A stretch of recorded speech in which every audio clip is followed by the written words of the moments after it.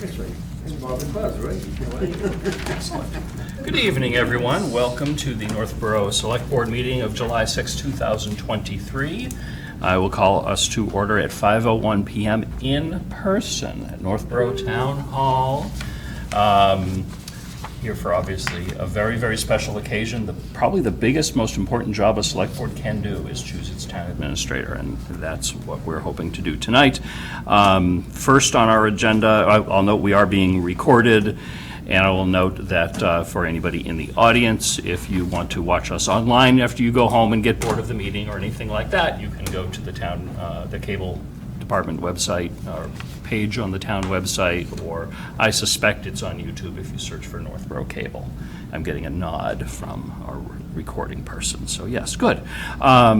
First on our agenda tonight is to first deal with a related item, which is our town charter says that we can appoint an interim town administrator for a period of up to 3 months and then renew that for up to a second period of 3 months. Bob Reed, who of course has been working for us for a few days shy of 3 months, I think everyone agrees is doing a reasonable job, and certainly we will need him for at least a little bit more time. So he has requested that we consider, under the charter, extending the duration of his stay for up to the second period of 3 months per the charter. And I have a motion to that effect. And just to clarify for us here and those at home, we're not amending his contract. His contract simply goes until we don't need him anymore by hiring somebody. So the moment that somebody starts as town administrator, not when we vote on it, but their first day of employment, his contract automatically ends. What we're doing here is the town charter, Article 4, Section 4-1 says what I said earlier, and if anyone's curious, I have the language here, but I think it was probably in the packet and everything else. Any questions about the process? Nope. If not, I'll entertain a motion, which is not being mailed out, but I will hand it to somebody. Mr. Chair, I move the board vote to authorize the current interim town administrator's appointment for a second 3-month period as specified in Article 4, Section 4-1 of the town charter. Second. Okay, motion made by Kristen, seconded by Julianne. We don't even have to do a roll call vote on this because we're in person. All those in favor say Aye. aye. All right, excellent. That being done, so our first interview begins at 5:20 p.m., which is 15 minutes from now. That gives us a few minutes to talk about the process a bit. For those who don't know, I see Buzz in the back of the room here. Buzz is one of our 2 search consultants, headhunters, whatever you might want to call yourselves, who has guided us through the process. And Bob Mercier is also here. Do we know if our first candidate has arrived? Just waiting for her downstairs. Okay, great. And so, due to the open meeting law, we have not discussed the questions that we're going to ask. So I think it would be a good idea we can talk about those now if you wish. I'll describe the process, how I think it will go, and Buzz, correct me if I'm wrong, that you or Bob will bring the candidate in, introduce them to us, we'll introduce ourselves to them, and they'll sit down, and then I will ask them to basically introduce themselves, tell us something that might not be apparent from the application materials that they submitted. And then they can also fill us in on anything else that they feel that we should know. So if there's something from their past that they think we might have come across that might be questionable or they want to clarify up front and on their terms, that's a good time for them to do that. And it's not unusual. People who have served in towns, sometimes controversies go around them, whether they had anything to do with it or not. So things are in the paper, but it's a good time for them to be upfront with that, if that exists for anybody.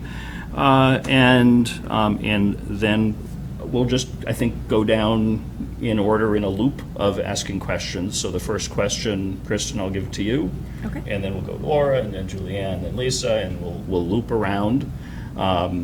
We'll take the full hour. I will guess we'll each have the opportunity for 3 or 4 questions. And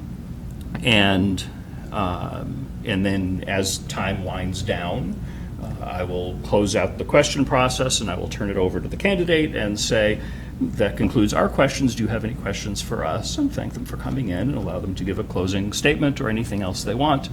My hope is we keep it pretty casual and friendly. I will say from meeting all of these candidates through the screening committee process, they're really good people. They're friendly people. I think they'll enjoy being here.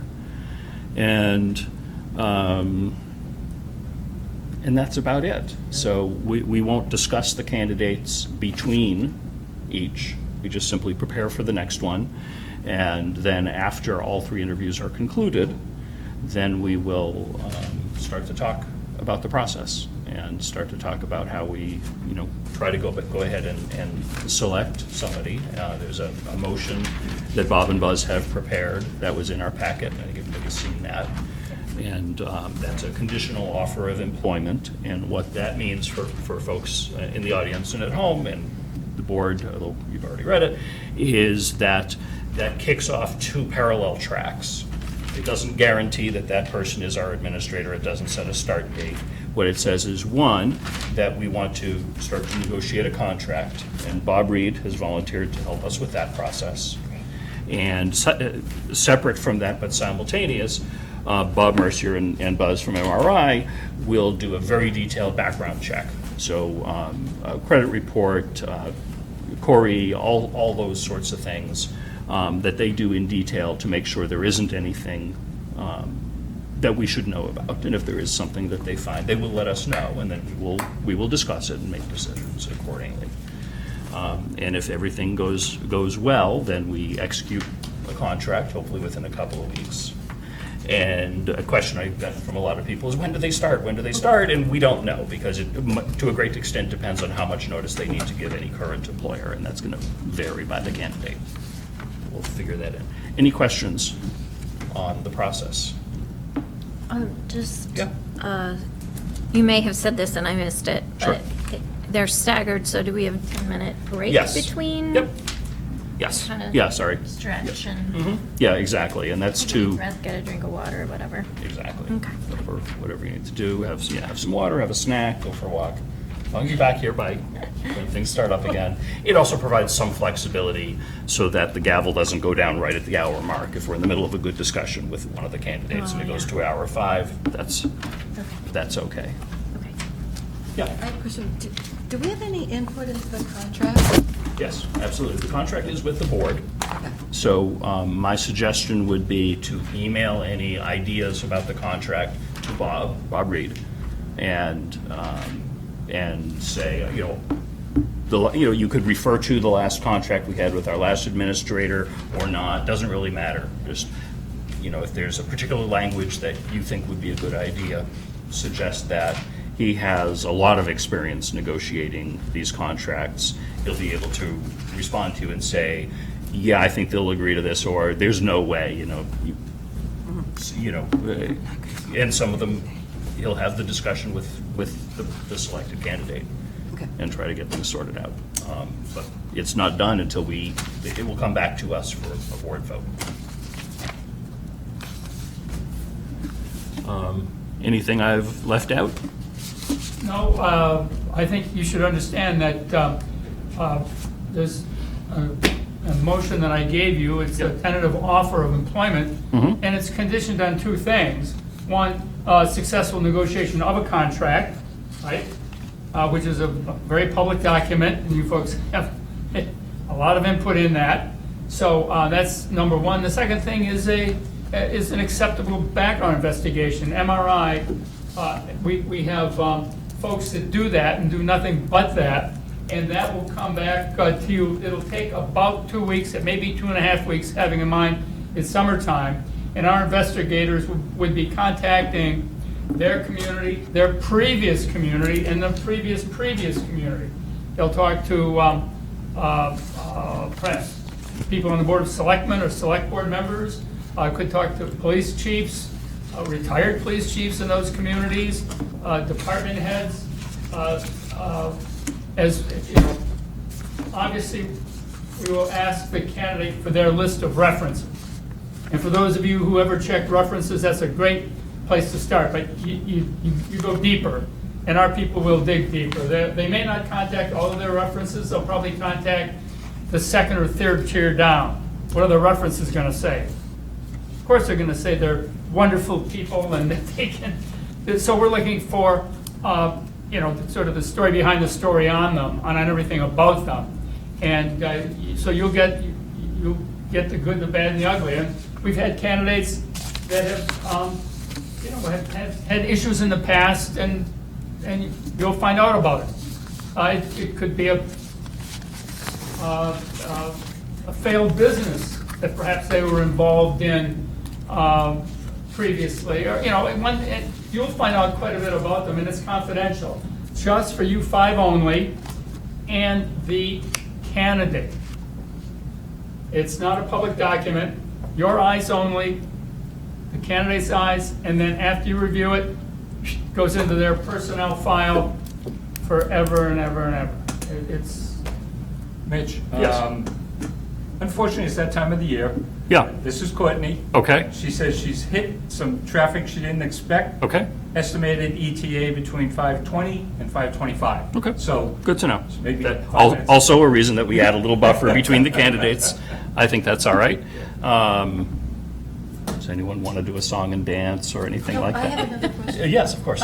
So, in this process, we do not have to ask the same question of every candidate. Correct. Yeah. Yeah, I think we can ask questions that we feel are appropriate to each candidate, whatever they are. Obviously, there are some things that are not appropriate, about their family life or their health or things like that. Can't ask those questions. But if there's something that you saw in their resume or their essays or something you found about them online or anything else, those are all fair game. However you think they would, those topics would apply to them being the town administrator here in Northborough. Okay. Should we go over what questions we were all going to Sure. ask, so we know if we have any Sure, really specific overlap? sure. Do you want to go first? Okay, sure. So I have a unsurprisingly traffic question relating to trucks, right? And if you have that in any of the communities where you live or where you work, and how has it been addressed there? And then I have a library question. I'll just leave it at that. If you all have a library question, I'll be more specific, but I'm guessing you don't. And then I have three other ones that are probably more likely to be similar. So one of them is just, why did you leave your last position, or why are you willing to leave your current position? And I might finagle that a little bit depending on the person, but you guys might all have that too. I have a human resources question. If the assistant town administrator is the HR person, but the assistant town administrator reports to the town administrator, how should HR complaints or issues regarding the town administrator be handled? And then I have a budget question. Like, I just used the example of we want a new fire station, and Chief Liver would like a couple more police officers, and then we have all these other things on our list. So how do you make all that happen in the town budget? So those are mine. What are you guys? Okay, sure. Great. So I've got similar, what appeals to you about Northborough, why you'd like to come here. A question about challenges that we're facing locally, challenges that other municipalities in the state are facing. A question on communication. My favorite, a difficult situation where you had to make a difficult decision. What is something you're most proud of? And what was a problem that you confronted that required a creative solution? So it's mine, my initial questions are kind of specific to Courtney because she referred to COVID and global problems in her resume.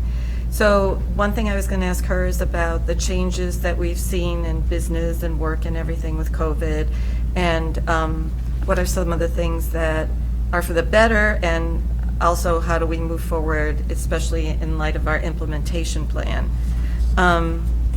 I'd like to ask, how would a candidate get the businesses into our downtown with the best potential for success to come here? I was going to ask a question about White Cliffs, unsurprisingly. And just, basically, that's a general question about how they will help us bring all of these big and great ideas together, and so that we all can get behind something. And then I was going to ask, the town administrator is in a unique position. They report to the board, they report to the public, they work with the staff, and that's like, how does that person see communication circling around that role? Because that person is kind of the nexus of where information comes in. And how they feel about sharing regional resources. And I do have so I'm going to kind of play it by ear with the candidates, but I'd like to know from the candidates, as they were preparing for this, what are some characteristics about Northborough that stood out to them as being unique to our town? That's it. That's pretty good. Can I go now? Such a good job. I'm probably gonna come off after seeing the different answers from some of your questions. I would ask how would you resolve the complex issues that we will be coming under, since there's new everything, new staff, new board, obviously new administrator, and probably the way we're going to start looking at how we want to do things in town. So I think that's pretty important, because it's not going to be the status quo. It's not going to be a usual, okay, I can just fill the shoes. I'm going to ask the elephant in the room, what is your opinion on high-density housing? Because we certainly have a big divide over who thinks what about that and how that's going to affect our town. Since they are pretty much the hub of communication in between the select board, the staff, and the residents, how are you going to handle bringing all this together to keep that communication open, and as a customer service we talk about a lot, and making a new brightness of somebody wanting to come in and having a concern and feeling that there's a chance that they'll be able to actually get some resolution. Because I know there's an awful lot of people going, it's the same thing, nothing happens. I personally am looking for somebody that's innovative. I want somebody that's going to come in and make some changes that people might be a little surprised about, but nothing will change if we don't. So that's all I'm going to tell you. Thanks. I've got a few questions also. Sort of a people management question. I think we have great staff here in Northborough. What do you do to recognize great employees, and also how do you help a good employee become a great employee? I strongly suspect that probably all of the candidates have watched some of our meetings and maybe some of the other meetings that have taken place in recent months here. Based on that, what do you think the biggest challenges are facing the town, and what's most exciting to them? I'd like to hear something about economic development. We have a downtown which has sort of one set of needs, and the outskirts of town may have different sets of needs. Have they worked with an economic development commission? Have they worked with local chambers of commerce or other organizations? The master plan process is very important, and it makes sense for that to come up a couple of times. How do you make sure that the master plan process is followed through as opposed to going on a shelf? Do they have any experience? I'm not sure if I'll ask the same question, this question of everybody. You have any experience with businesses that aren't necessarily good neighbors? That question and concern comes up every once in a while, here and everywhere.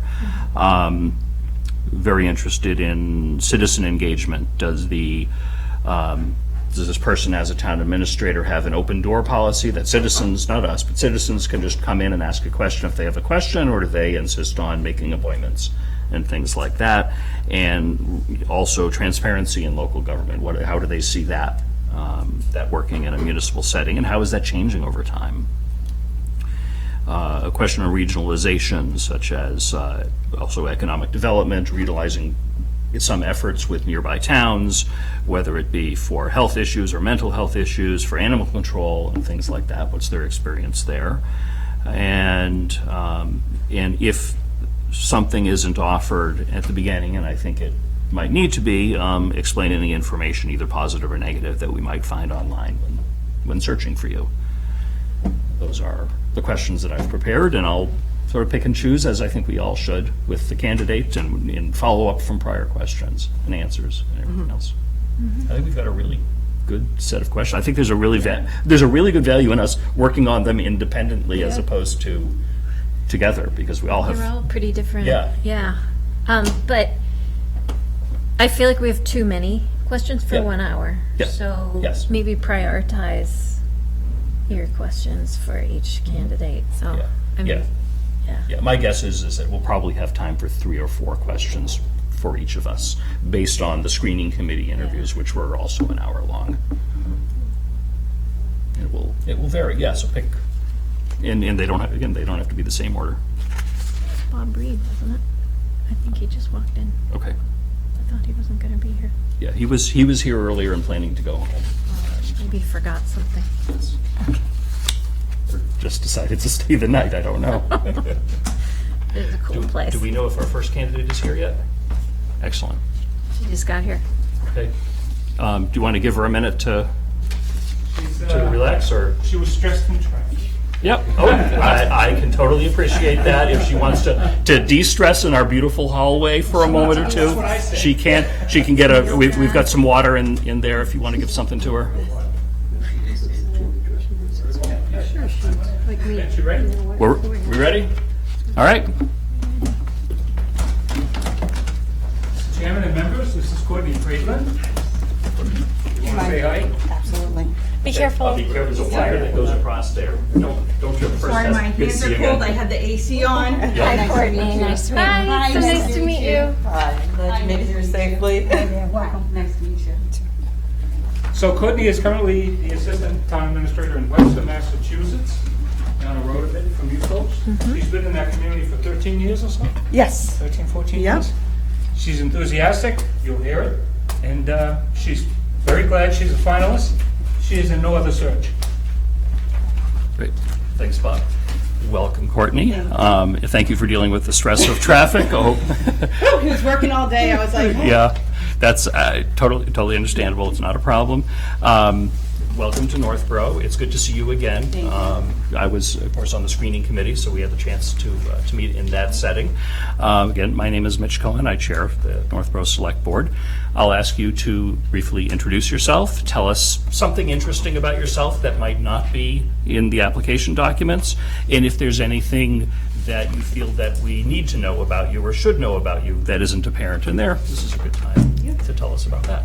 so my name is Courtney Friedland. I was born and raised in Holden.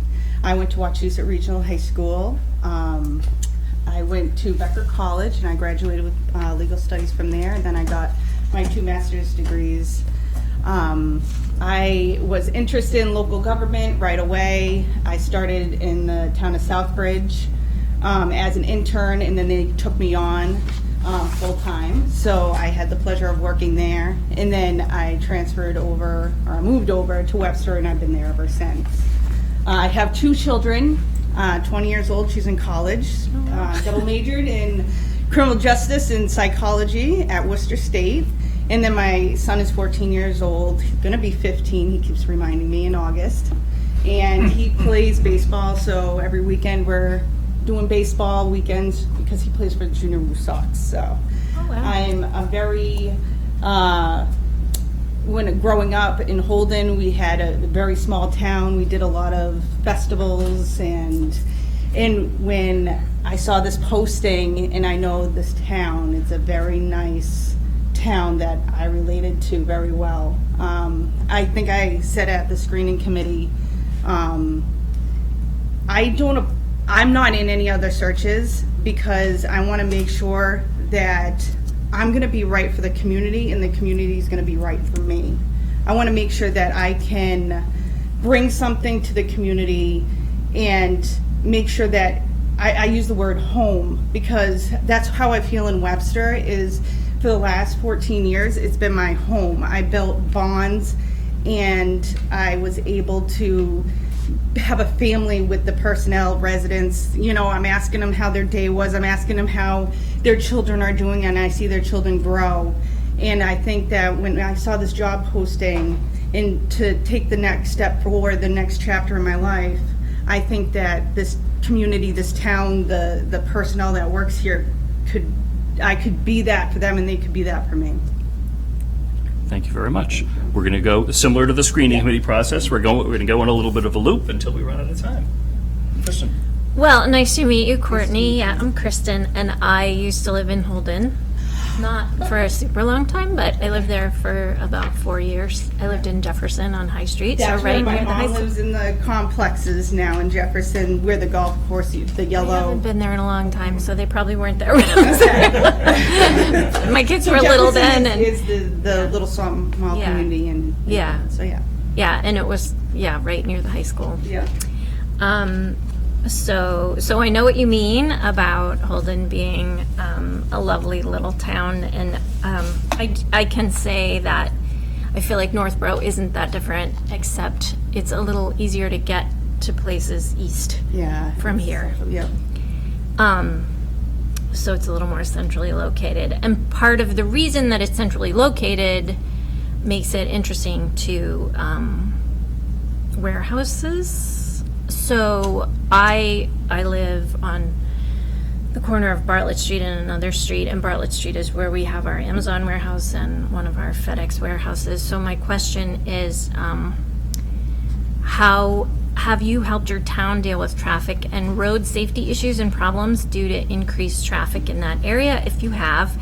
And have you had to deal with an increase in semi-trucks or 18-wheelers in your community, and how would you help us address that here? Because it's a big issue. Yeah, so I read it in your planning board, FedEx is moving forward with their hopefully expansion they're looking for.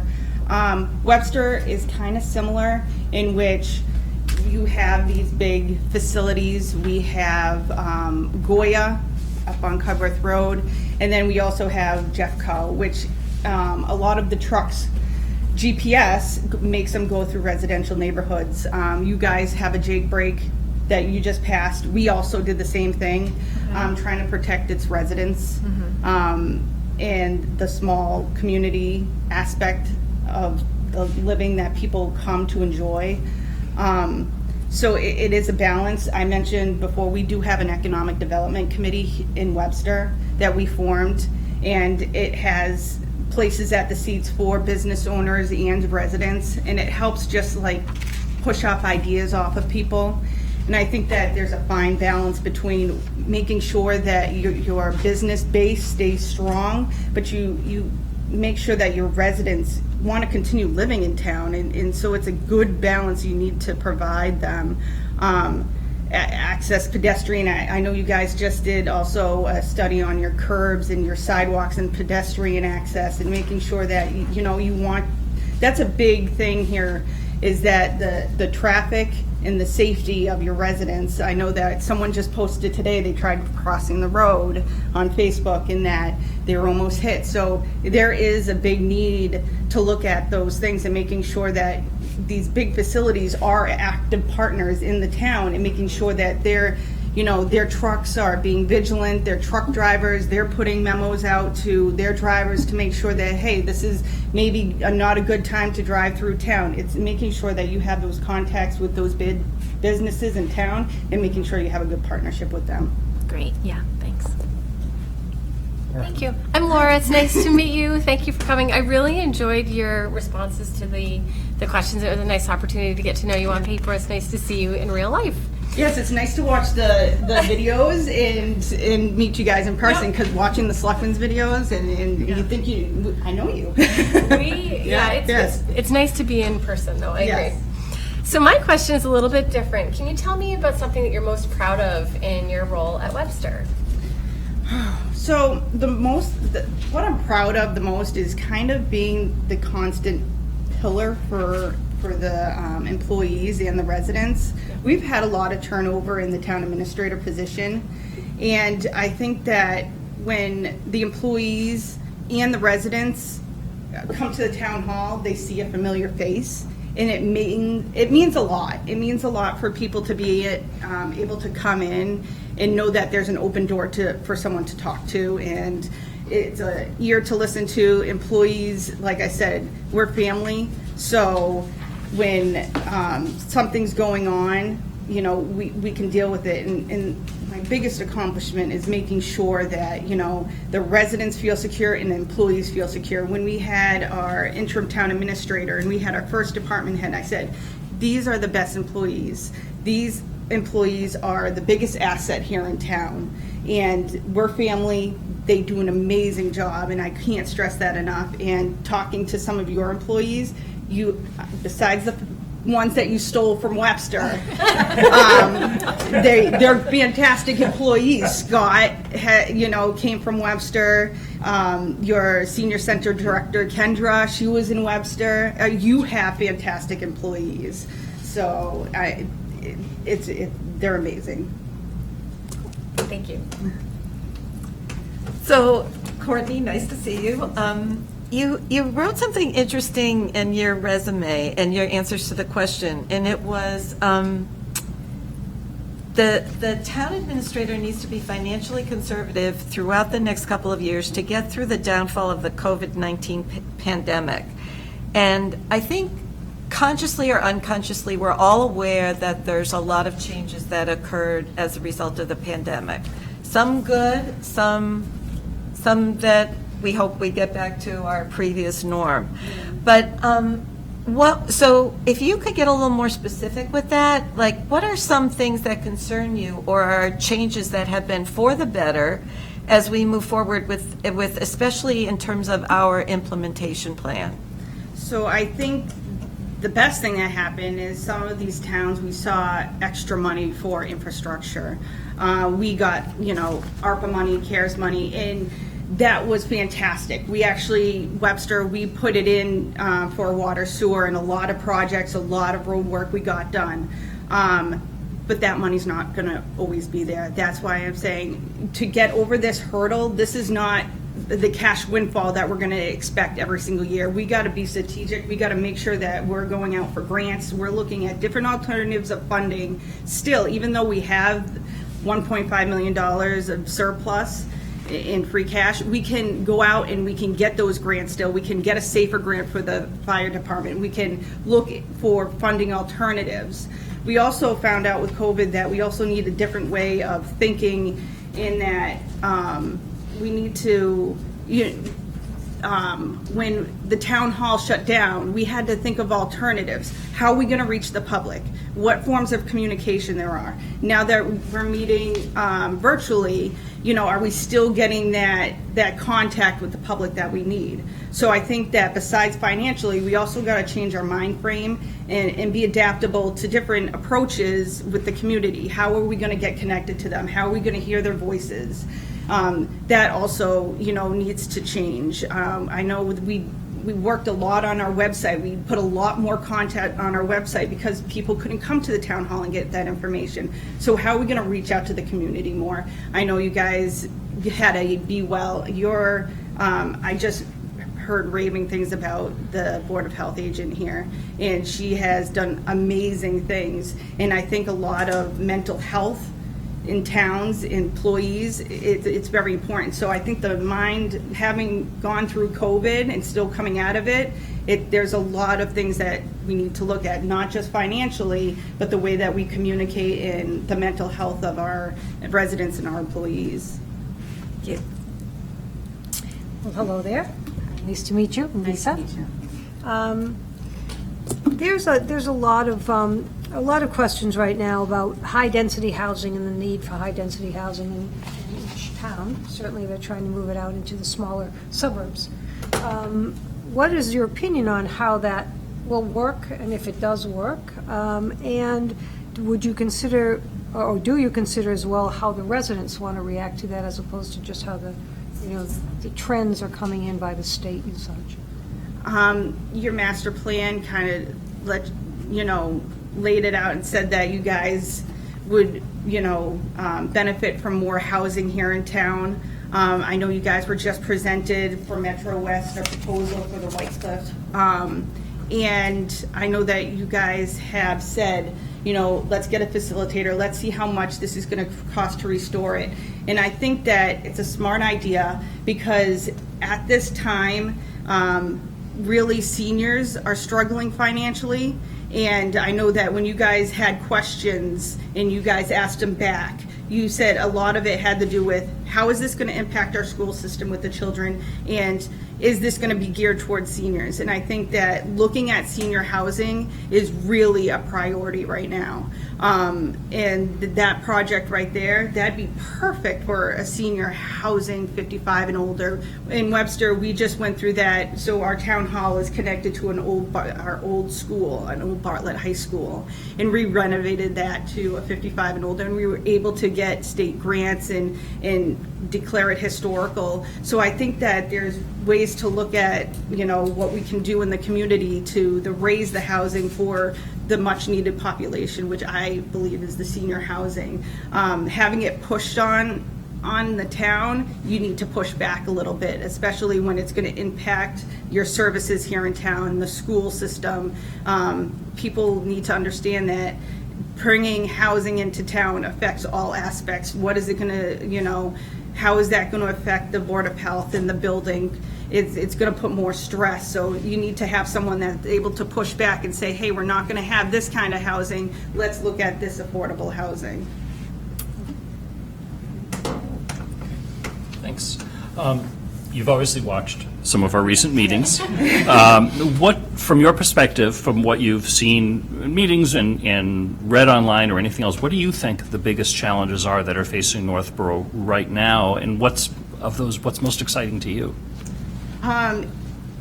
It's very exciting, all the projects you have going on. You have a fire station that you're looking forward to. We just passed a Bartlett High School renovation project. It failed the first time. And then we had to get the community on board, make sure that we put out all the information, we were open, we were transparent, and that actually passed the second time. So looking at the projects that you guys have going on is great, because you have this small town appeal in the Apple Fest and Tugas Farm that I go to all the time, and the botanical gardens. You guys have so much that bring in these families, that you also have these projects going on that make it a nice town that is viable. So those things get me excited. Just looking at there's construction projects. Or you guys need more feedback of what you guys want to go and what direction you want to go from the public, it sounds like, for the White Cliff. So getting feedback on that, making sure you get, I think you were up against the gun with the town meeting vote, and you guys really didn't get a lot of feedback. It was, hey, you either purchase this or you lose the opportunity to, and you didn't really get that feedback. And I think that really needs to be done by the public. What does the public want to do when they're given the facts of how much it's going to cost, and what it's going to cost to bring it up to code, and what it's going to cost to develop it, compared to if there is a way that there can partnership with someone else. So I think those things are, things that are exciting that you're looking at, and might be challenging. Thank you. Okay, so I agree. We have amazing staff in Northborough. Having gotten to know a lot of them, I'm really impressed with them. One of them is the library director, and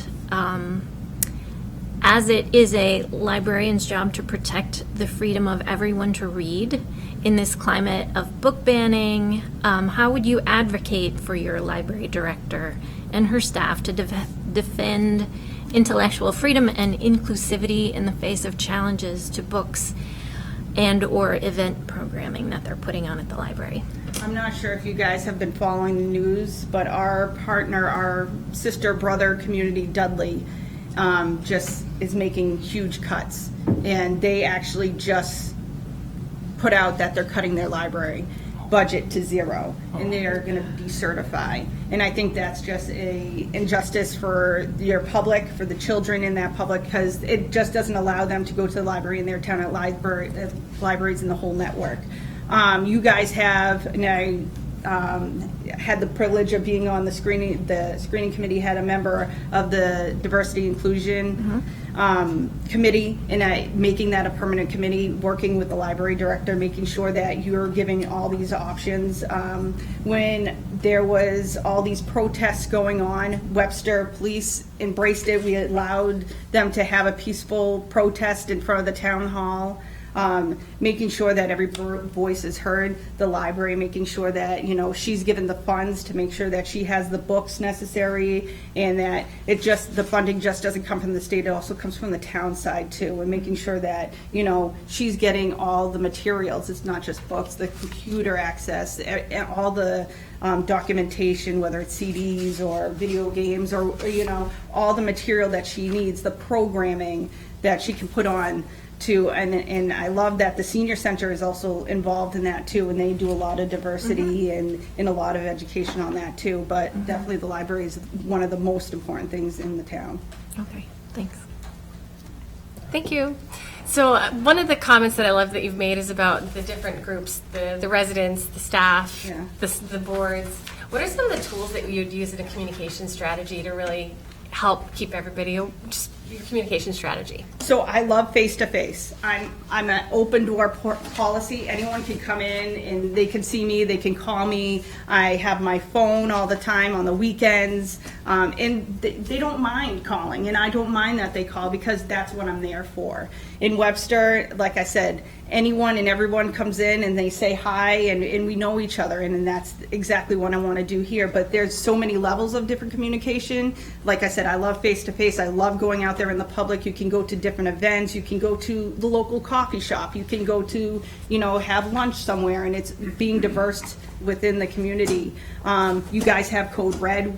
We have Code Red also. That's a great thing. Before town meeting, send out a Code Red alert, making sure that everybody's aware that we're having these votes, we're having these meetings. There's all different avenues that you can get to communicate to people, whether it's email. I know that people can sign up for text messages now through the Code Red system, so there's different ways that we can reach out to people. Facebook, I mean, anyone can log in and see what's going on. So there's all different ways of communication. I think it'll be helpful as well with getting more engagement from residents and getting more people involved. So Yes, yeah. And you guys have a good, like, a resident population that are involved in these different committees, yeah. Thank you. So I'm going to go back again to your statement. Yes. You make the statement, a true leader needs to be adaptable to whatever is going on locally and globally. And I'm curious about what you were thinking when you used the word globally, and maybe do that in terms of shared resources and, you know, like regional planning committees and things like that. So we work closely with CMRPC, the Regional Planning Committee, and so that's the green communities. You're thinking bigger. What ways we make sure that in Webster that we're fuel efficient, that we're buying electric vehicles, or we're looking into electric vehicles that can be fuel efficient. We're getting the grant funding for different initiatives. Our health director, she has gotten compost facility bins to give to residents. So globally, when we're looking at pollution and what we can do to help, what can we do here in this community to help with that? What can we do to keep our, you know, our dams clean? What can we do to keep our rivers clean? What can we do, you know, to stop the pollution? We have a big PFAS issue in town. And so we just passed at our last town meeting a $33 million PFAS facility. It's everywhere. So I think that you need to look outside of what's just happening locally to actually expect what's coming down the pipeline maybe in a couple years. So rainwater. they have a tax for rainwater, or they want a tax for rainwater, and it's something that you need to always think about. So those are the things that you're working with green communities, or you're working with CMRPC to see what funding they have out there, so that they can either do a study or they can look into this, give you the information, so that you can work with them to see what grant funding or what steps you can take to stop that. Thanks. And I love your comment about using code red. Yeah. I actually get several from North Brookfield. It's the wrong town, but I love it. I'm like, why don't we do that sort of thing? It's like, this is happening in town. Starts with Great, an N. wrong town. Yeah. But I think we've tried to get the residents to learn more about what is going on, to then get them even more involved, and even trying to get the articles out earlier than, the night of town meeting, so people can understand what they're voting on. Correct. We have a lot of people who come forward and say, well, we don't know about any of this stuff. Then you come and you have a little presentation and expect us to vote. We really don't know what we're voting on. So I think that that's something we have to work on. And another thing too is Webster has clickers. So everybody was like, oh, we don't feel okay raising up a piece of paper. We invested in, I think it was 250 clickers. So everybody gets a clicker now, and if we expect that it's going to be a big vote for something more important, we get more clickers from a neighboring community, and press 1 for yes, press 2 for no, and I think it makes people feel better on how they vote, although I don't think it changes the vote, but I think they feel better knowing that, hey, I'm not being watched to what I'm voting on. So that was a big thing for our town to, have. So that might be something to look at. Well, we're glad to hear that. Yes. We have been talking a little bit about that, and that is exceptionally exciting. Yes. Okay, I'll give him my question. Thanks. We've talked about some of the great employees that Northborough has, and we do. I want to ask about sort of recognition of those employees. What do you do to recognize and celebrate the great employees? And related to that, how do you help good employees become great employees? So we were always taught during my master's degree that it's always best to feed forward. So you can give an employee feedback and do employee reviews, but that it's helping them after the fact. But you can get better. But feed forward is a practice in which you're constantly recognizing what they're doing good, what they can improve on. And so when you feed forward, it kind of helps them develop in a way that makes them want to learn and grow more. Me being the HR director in town also, training is number one. We always encourage training for our employees, make sure that you're always something to learn. There's more to learn. There's stuff that's changing. You have to adapt to the changing times. So training is always offered to us and the employees to make employees better. You just, like I said, you give them continually feedback and making sure that they're understanding that, when you have a great set of employees, they know what they're doing. They don't need to be micromanaged. They just need to sometimes, if they want an answer or be directed, you can direct them, but not to micromanage them because they know what they're doing. You have a health director that has a PhD. And she's not, she knows what she's doing. So not to micromanage her, but if she needs any support, any assistance, anything, she can come to me and I will help her with that. But with employees, like I said, I think that when you're a family and you work together as a team, you get stronger. Thank you. Okay. So, speaking of, you're the HR person in Webster. I wrote this question because just seems like such a conundrum to me. So if the assistant town administrator is also the HR person, but the assistant town administrator reports to the town administrator, how should HR complaints or issues regarding the town administrator be handled? Regarding the town administrator. Yeah. Ooh, that is a good one. So the town administrator is under the Board of Selectmen. So if there is any issues, I know that the we meet weekly we just met today with the chair and the vice chair. We meet weekly with them, and we send out memos weekly, giving them weekly updates. So we are in constant communication with them. Communication is key, making sure that everybody's aware. You don't want to be walking in the supermarket or a store and have someone else complain or tell you something that's going on in your own town. You are the selectmen. You are what people come to. So if there was an issue with the town administrator, I would assume that the HR director would come to the Board of Selectmen and they would address it with the town administrator. But the town administrator, in like my position, I have the authority to deal with any of the relations or any of the problems that occur in Webster. So the trickle-down effect is anybody below the town administrator I would have.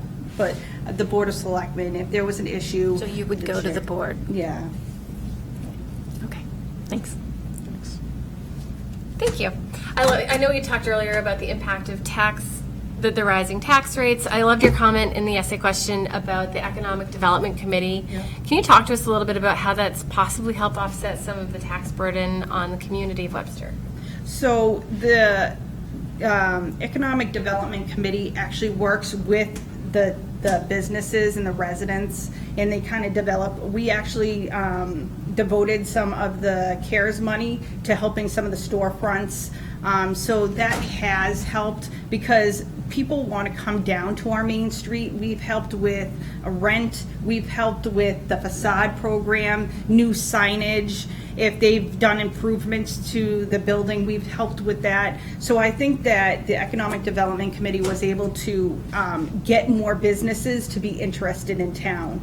And that helps our Main Street area. We designated our downtown area to our slum and blight area. It sounds horrible, but we were able to get extra funding for that area. We also got 5 additional liquor licenses dedicated to the downtown area so that we could, everybody says, go to Putnam, Connecticut, because their downtown is gorgeous and you can walk down there and you can eat dinner. And so they want Webster to be like that. So we got 5 additional liquor licenses for the downtown area only so that we could open up some restaurants so that we could invite people in. And I think that that helps businesses feel that, hey, the town's working to help us out, so we're going to start our business here.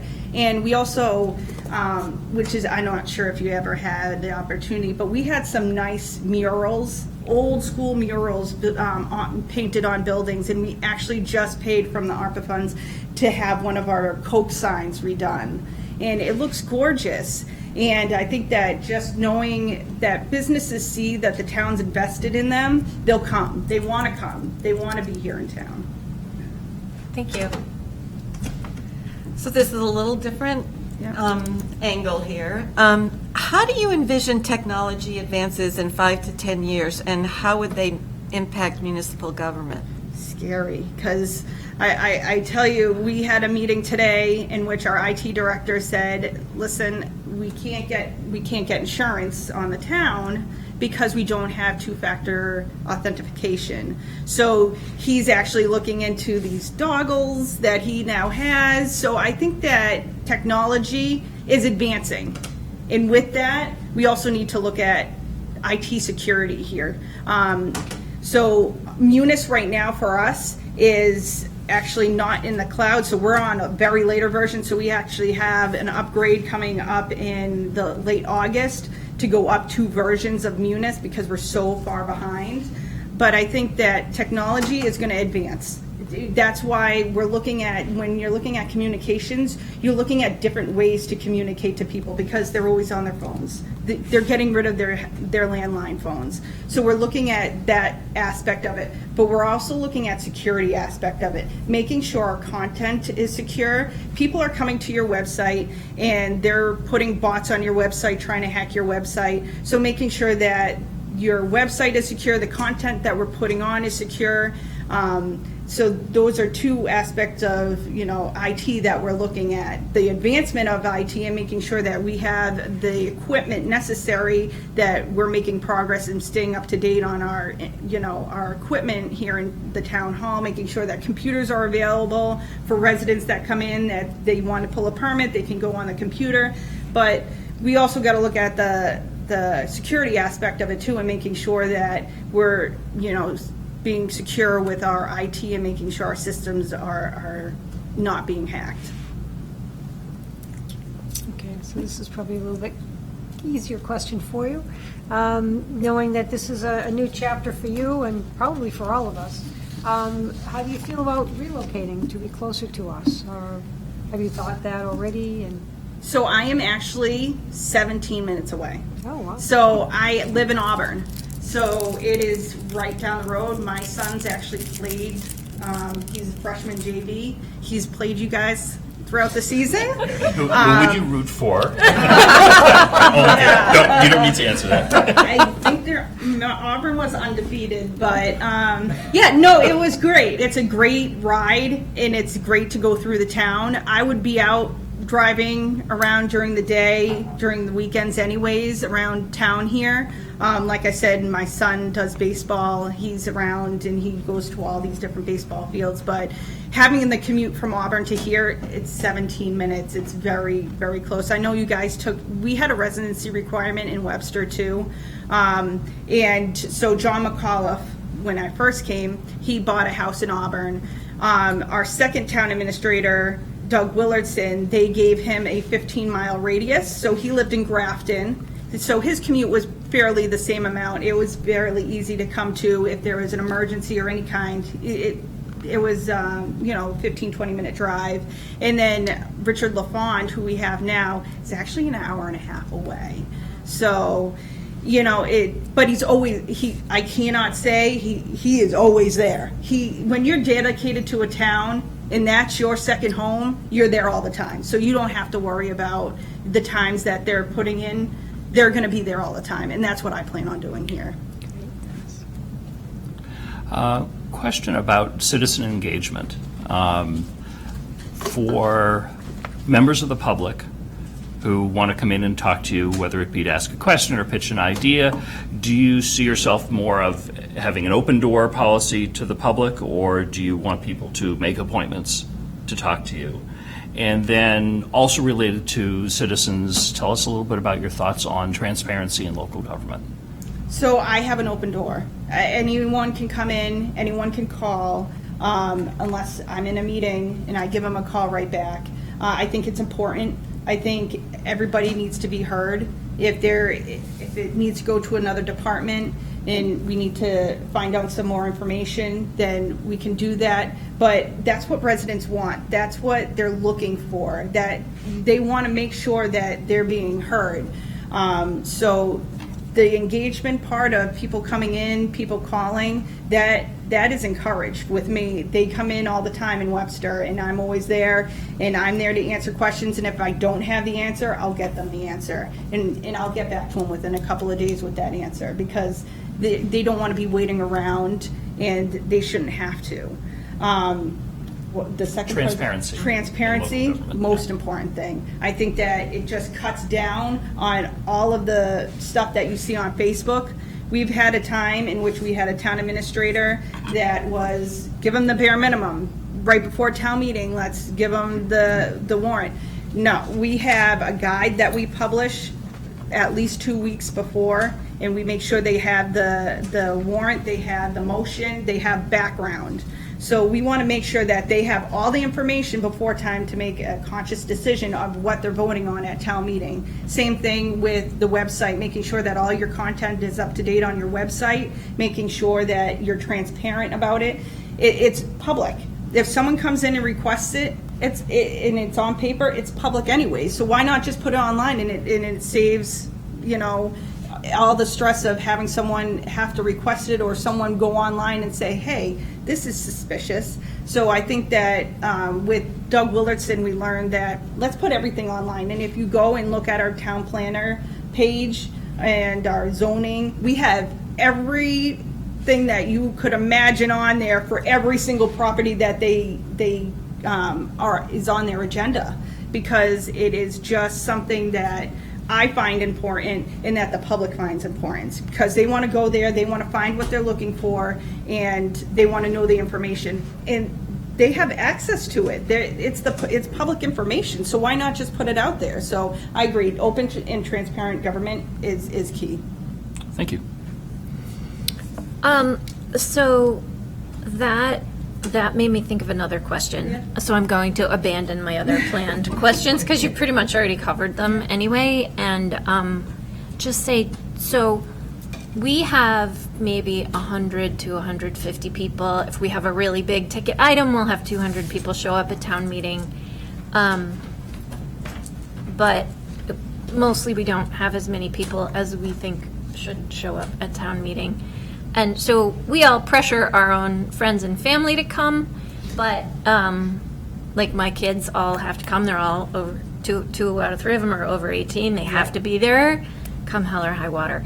But how do you get other people to come to town meeting? Do you have any thoughts on that? So that's a struggle for Webster too.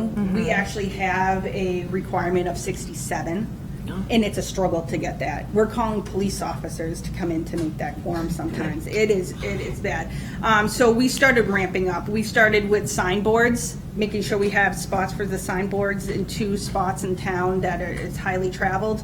We make sure that there's public lawn signs. That was actually passed at town meeting, that we have to put lawn signs out before a town meeting. We do the code red. We make sure that the warrant, the budget, any information that goes with the warrant is published on our website. We make sure we try to get that out as much as possible. It doesn't change each year. It's the same day, so you wonder why you don't get the amount of attendance that you would assume that people want to be involved.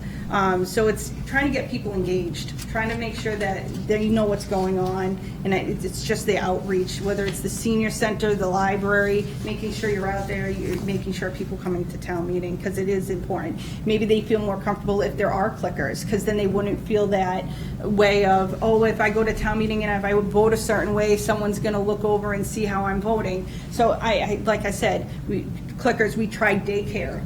We offered daycare at the high school for the high school students who would do daycare, because a lot of parents were saying, oh, I can't make this time because, and we also looked at the times. So we looked at 6 o'clock and 7 o'clock, seeing at those times. So looking at what fits best for the residents and trying to work around them, seeing, what we can do. Like the daycare, if we can offer services and you can come to town meeting, we're going to provide it for you. We even thought of one time offering pizza. We're like, is there something that can get you here? So, I mean, there's everything. You can try. You could try. You can look at different aspects, because, like I said, it's a whole new world, new generation that's in. To get the newer generation, the younger generation involved would be good. And if your kids are involved, maybe the school can help out, and see if some recent graduates will attend. So Yes. Yeah. Exactly. Okay. Thanks. I love the idea of more engagement at town meeting. Yeah. It's one of our favorite events. I liked how you mentioned the state. We work very closely with our state representatives, with Kate Donahue and with Meg Kilcoyne and with Robin Kennedy. Can you talk to us a little bit about some of the projects you've done with the state reps while you've been at Webster? Yep. So we actually had our state reps come in at our June selectmen's meeting, and they kind of gave us an update, because we were looking for funds, just like you guys are, for our roadways. I mean, we've been level service on our roadways for so many years that we, we're crying for, hey, the town's putting in money now, can you please, increase Chapter 90 funding? We need it. These roadways are getting hammered with the traffic and they're deteriorating. So when they were there, we're like, please. So we're in a, like you guys did, write a letter. We are writing a letter to them, but hopefully working closely with them. We actually have a big lake, also Webster Lake, and for weed treatment, the town contributes $20,000 a year. That's not even a fraction of what is taken to do the weed treatment.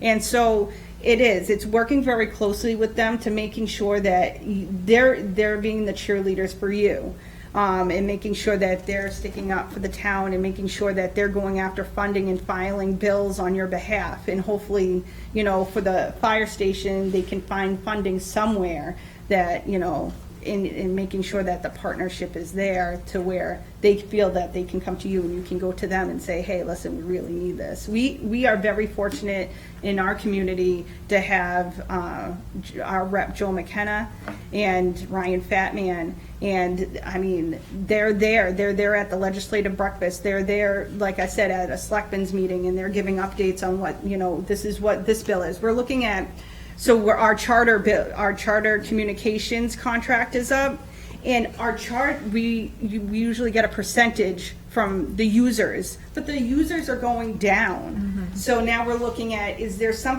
a bill filed, or can you file a bill that maybe we can tack on for the internet users? Because people are now using, it's a different world, things are changing. So we were looking at that too. So you got to have a working partnership with them. So I would work very closely with them, see what they can do. And can you just clarify, I think you mentioned, did you say slum and burn downtown? Slum and blight. Slum and blight? Awful, right? The name is Terrible word. And that's a terminology that you had to use to qualify? The slum and blight, yes. Oh, gosh. Thank you for clarifying. Yeah, no, not. Thank you. Okay. So what are the most important qualities you look for when hiring a town employee? Dedication. I look for dedication.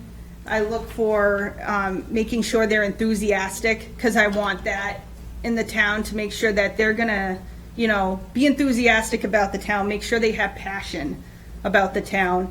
I always look at being HR as my background, succession planning, making sure that they're going to be here for a long time. That's like when I was in the beginning, how I was explaining, being in Webster for 13 years, I didn't apply in different places because I'm not looking to move around. I'm looking for another home. I'm looking to stay here for a very long time.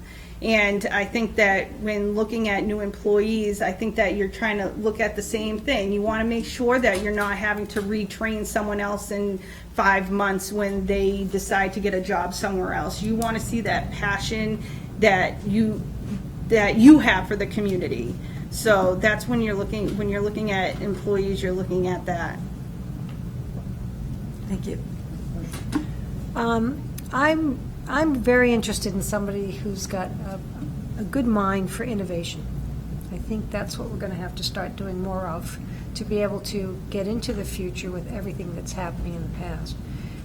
If you were working on bringing everybody together, so different factions of the staff, and whether it be the DPW or the police or the fire and all of that.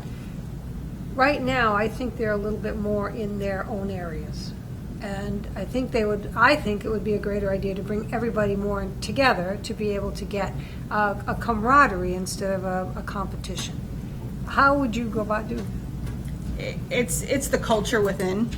So you need to not change the culture, but bring together the culture. When I think of Webster, I think of like a family. Here, it's the same thing. So you just need to change the culture in which they're working more closely together. They're integrated in what they do. We have a lot of subcommittees. We have a finance team committee. We have an opioid task force, and we work together. That's the mind frame. It's changing the mind frame of independent departments to integrated, and hey, we're working together. What can I help you with today? What can you help me with tomorrow?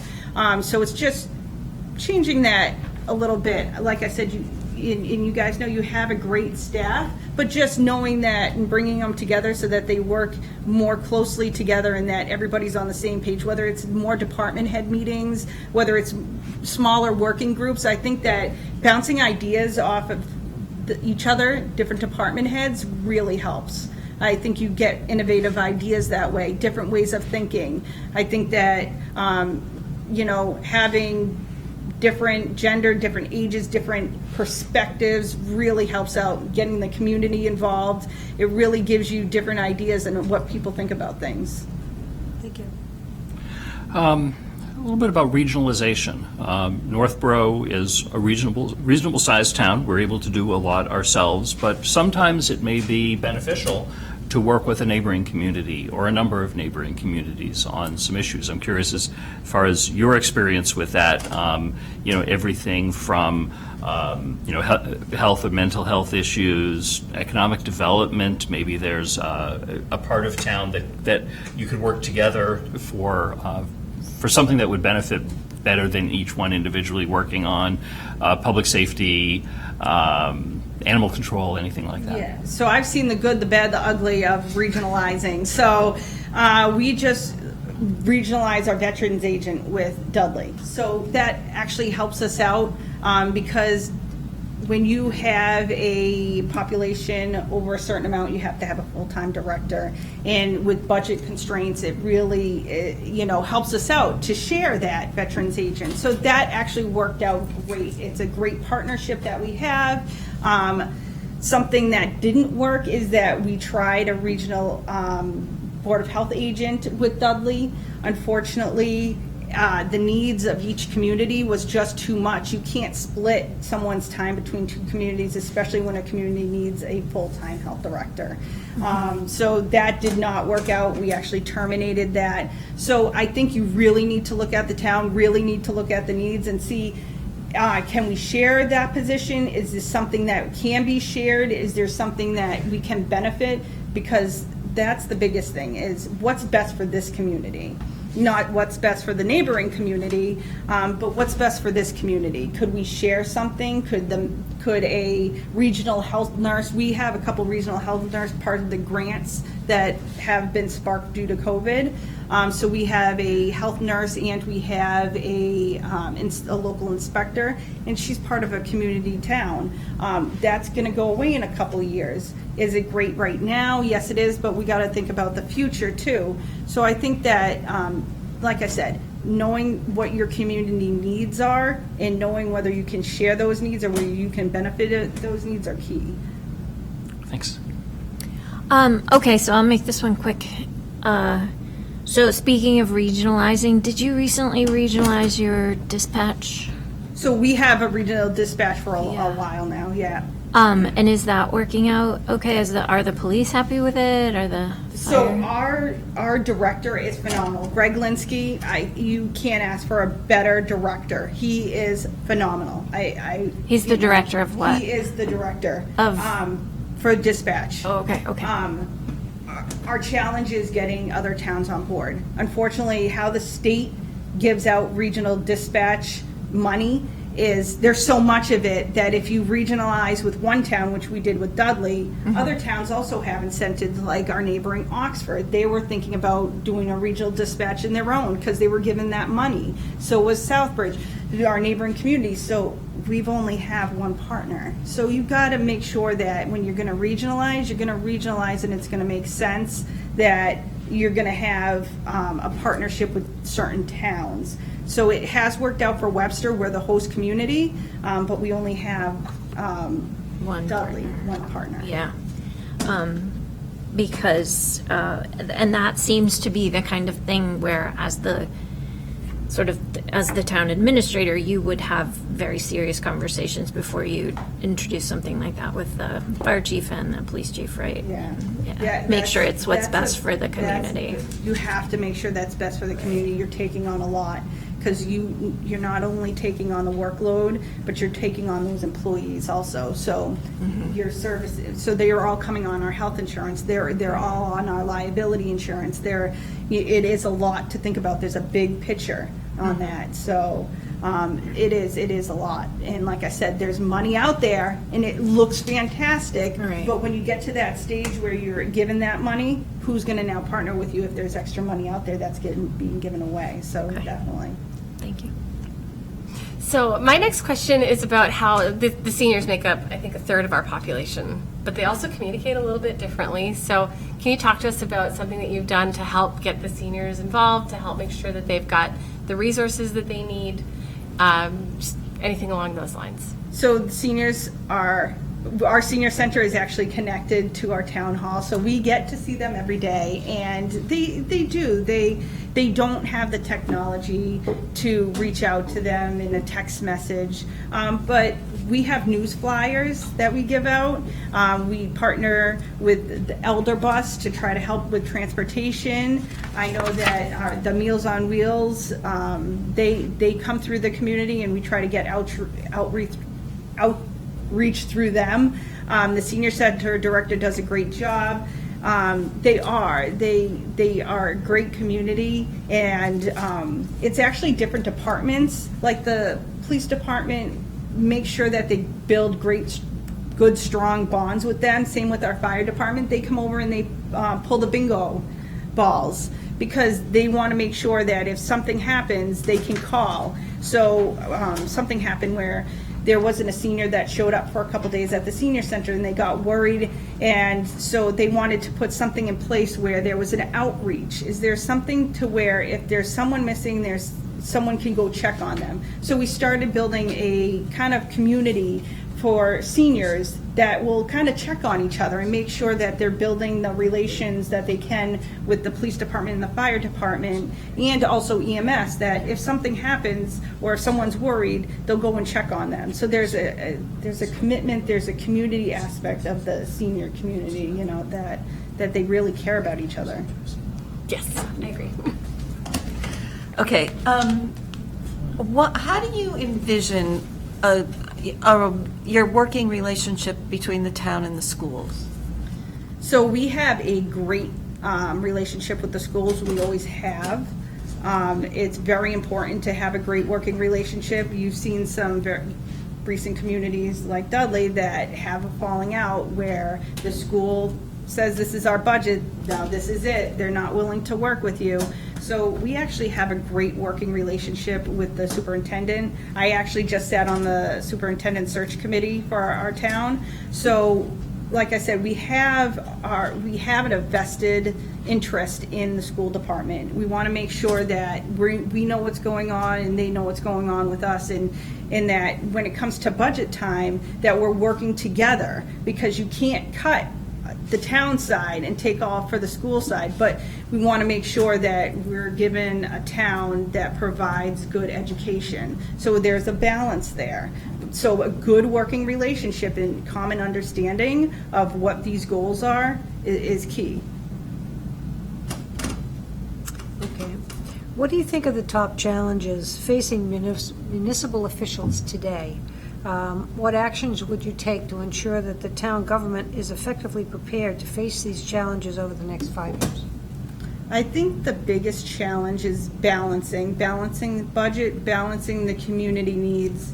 We went to town meeting, and I think that the residents are really getting hit hard with inflation. And I think that coming to them and asking them to fund these capital projects is very hard right now. So it's finding a balance of what is needed and maybe what can wait so that it's not hurting them. Having a high senior population here, you really need to think of the residents. You need to think what they can afford, because they're on fixed budgets, they're on fixed incomes, they might not be able to afford a brand new fire engine. That's what failed at our town meeting, is a brand new fire engine. They just, right now, it's just making those conscious decisions to what people and what's good for the town and what's good for the town people, because what they can afford at this time. It's really hard for people. So that's one of the challenges, is to find a good balancing act. Great, thanks. Our master plan process has been mentioned a couple of times during this discussion. It's obviously a new process for us. How do you, as town administrator, would you make sure that the process is followed and the master plan is implemented versus just being put on a shelf? So we have a master plan and we have a matrix. So the matrix actually goes across and identifies each department that's working on it. And we just met with the economic development that actually been targeted for the certain different aspects of that master plan. So I think that making sure you're on top of it, making sure you're having meetings and checking in with the different departments that is dedicated for that line of the master plan. Because like I said, our master plan is set out in a matrix in which we have the task, the department, who it affects, and like the process of it, so we can track it. Great. Thank you. We're winding down on time. Does anyone have a question they really want to get out before we wind this down? Okay.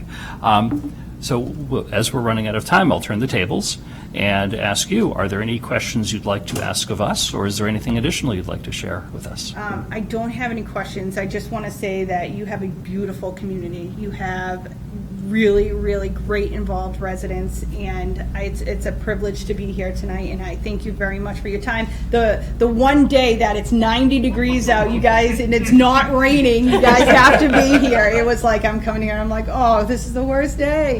But it would be an honor to be here, because I would be dedicated and I would be, excited to be here and hopefully bring new, exciting, different ideas to the town.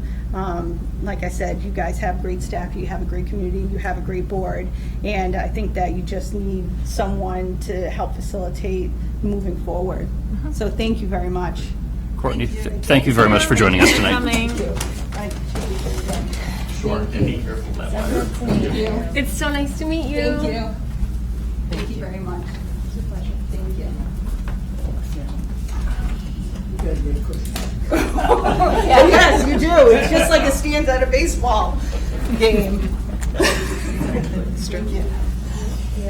All right, so we'll stretch for a couple minutes. Okay. We have to sing a song, or?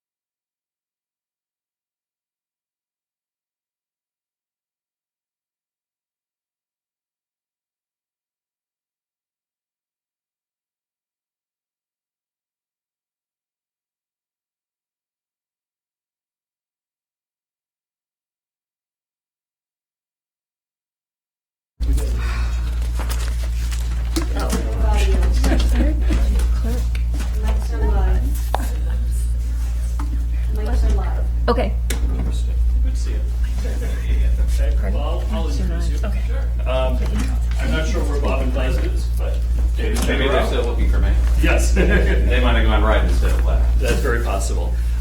So I'm Mitch Cohen. We met, of course, we in the did? screening process. Hi, careful over the Careful, wire. watch out. Oh, boy, yeah, that could have been a problem. Yeah, okay. That's why the chair was That's why the sitting chair there. was there. Everybody says that. Nice to meet you. Nice to meet you. Nice to meet you. Nice I'm to meet Laura. you. I'm David. Julianne Hirsch. Nice Hi, to meet David. you, Joanne. Hi, Lisa. Nice to meet you.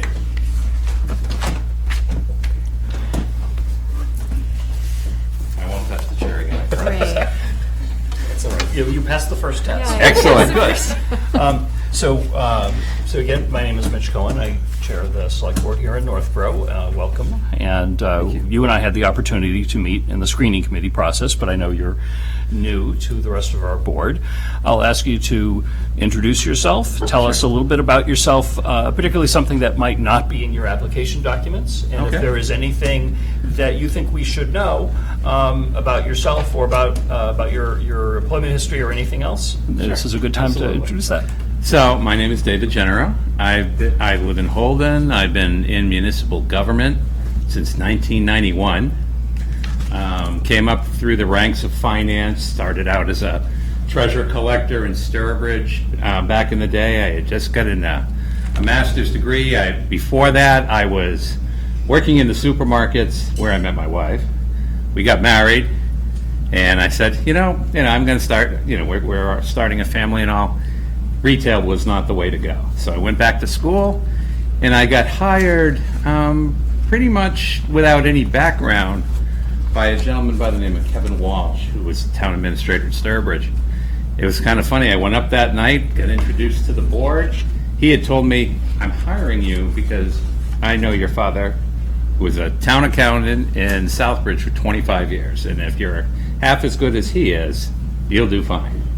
Well, I didn't know it that night, but right after I was introduced to the board and I walked out and went back home to tell my wife, Kevin White turned in his resignation. So that was an interesting beginning, just because they didn't know why or where, and he was just trying to do something good on the way out. But it was kind of an interesting indoctrination into municipal service. From there, I went to Bill Ricca, where I was hired by Bob Mercer, and Bob and I have known each other since then. Did a lot of stuff together up there, mainly collecting, very famously, taxes that were 20 years old. But we put it all into title. We made it all work. And from there, I went to Uxbridge. I was there as the finance. Started as the treasurer collector, went into the finance director role, and then finally was asked to be the town manager. And from there, I've gone over into Leicester, and I've been there for almost 5 years. The thing that you won't know about me is my wife has an antique shop, and that's kind of what my hobby is. We've been in that business for 22 years. Have a shop in West Boylston that I never go to because I can't stand doing anything but buying the antiques. The buying's the fun part. And we've been doing that for years, and that's, like I said, that's the weekender type hobby that we do. And the other thing probably you wouldn't know about me, and it kind of gets to me sometimes, is I just like to work. I really don't have aside from the antique business, I really like municipal finance and municipal government in general. It's kind of interesting that, especially in Leicester right now, we are redeveloping a college, Becker College, that the town purchased. We bought that 2 years ago with a debt exclusion and no override to support the expenses, which is a little challenging. But we are slowly developing that entire campus into a new mixed-use developments. There's a lot of news out actually on this right now because 3 of our dormitories are being used by the former DHCD. I still can't get that new name down, that new acronym, because it's a lot longer. But we are going to have an ongoing relationship with them where we're housing basically families that are facing housing security issues. Because what else can you do with a dormitory? common kitchens, common bathrooms, hard to redevelop really into anything else. But this use is actually perfect, and it's very lucrative to the town. So that's really an interesting challenge, and I think the best part about it is it's given me a much larger view of everything that you do as a town administrator or a town manager. Finance is great. It's always important that you know how to do it, but if you have the right people in place, you don't have to do it. You have them do what they're here for. My role in Leicester has really evolved into really putting the vision together of what we're going to do with the campus, how we're going to start converting it over. We've got one building already that is housing our high school, and we are developing another building right next to it that's going to be our main classroom wing.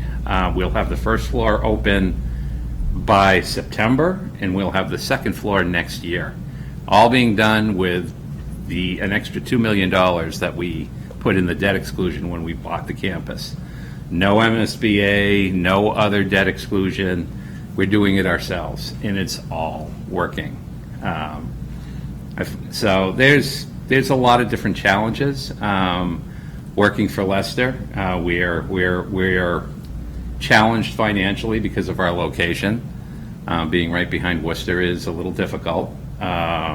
Transportation is problematic. Utilities are also a challenge, but we've been really developing it over time. So it's going all in the right direction, and we're very happy with it.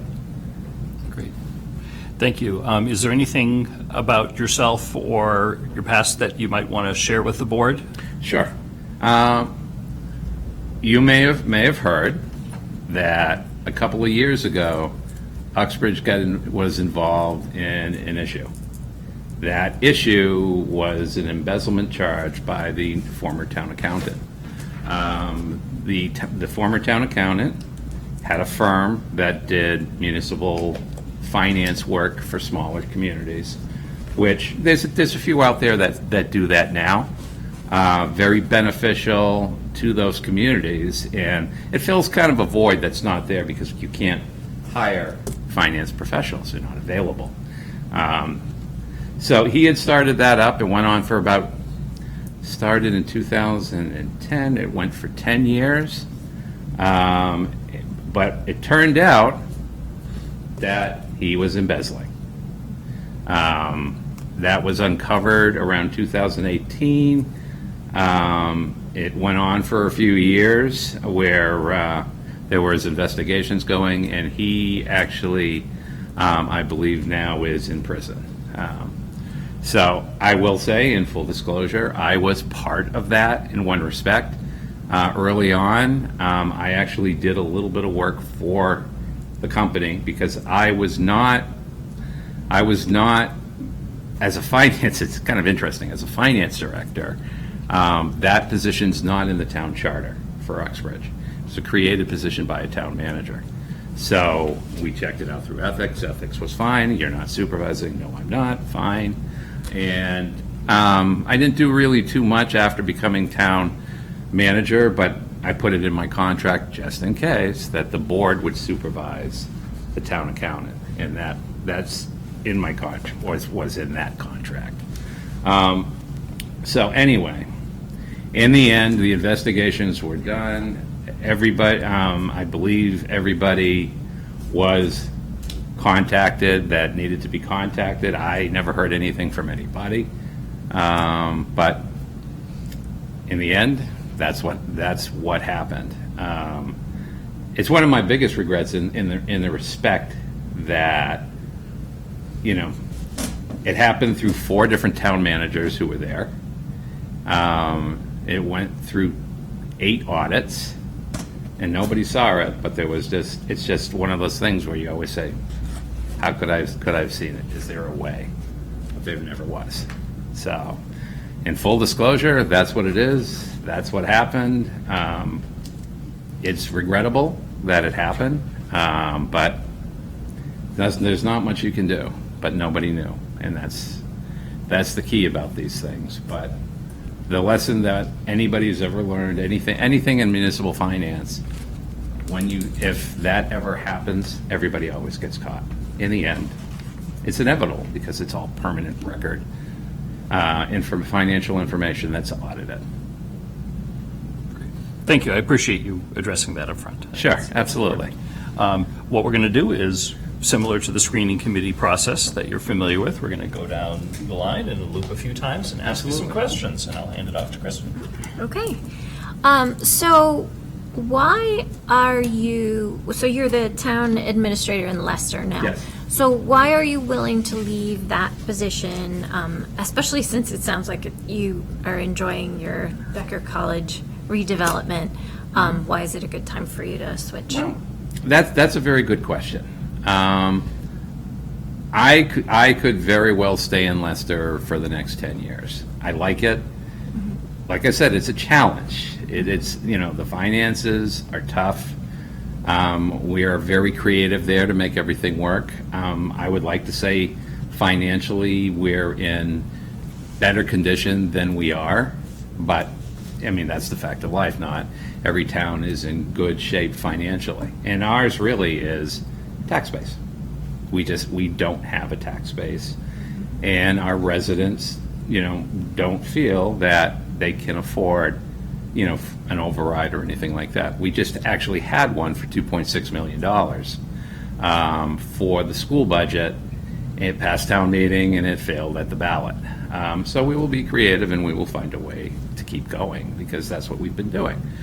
I will say that it is very interesting to work for a town that may have other challenges, but I would like to actually look at redevelopment possibilities or issues that need to be tackled. I mean, this whole thing with the Becker purchase has really kind of opened my eyes a little bit more to saying, hey, there's a lot more to trying to figure out how to pay this bill.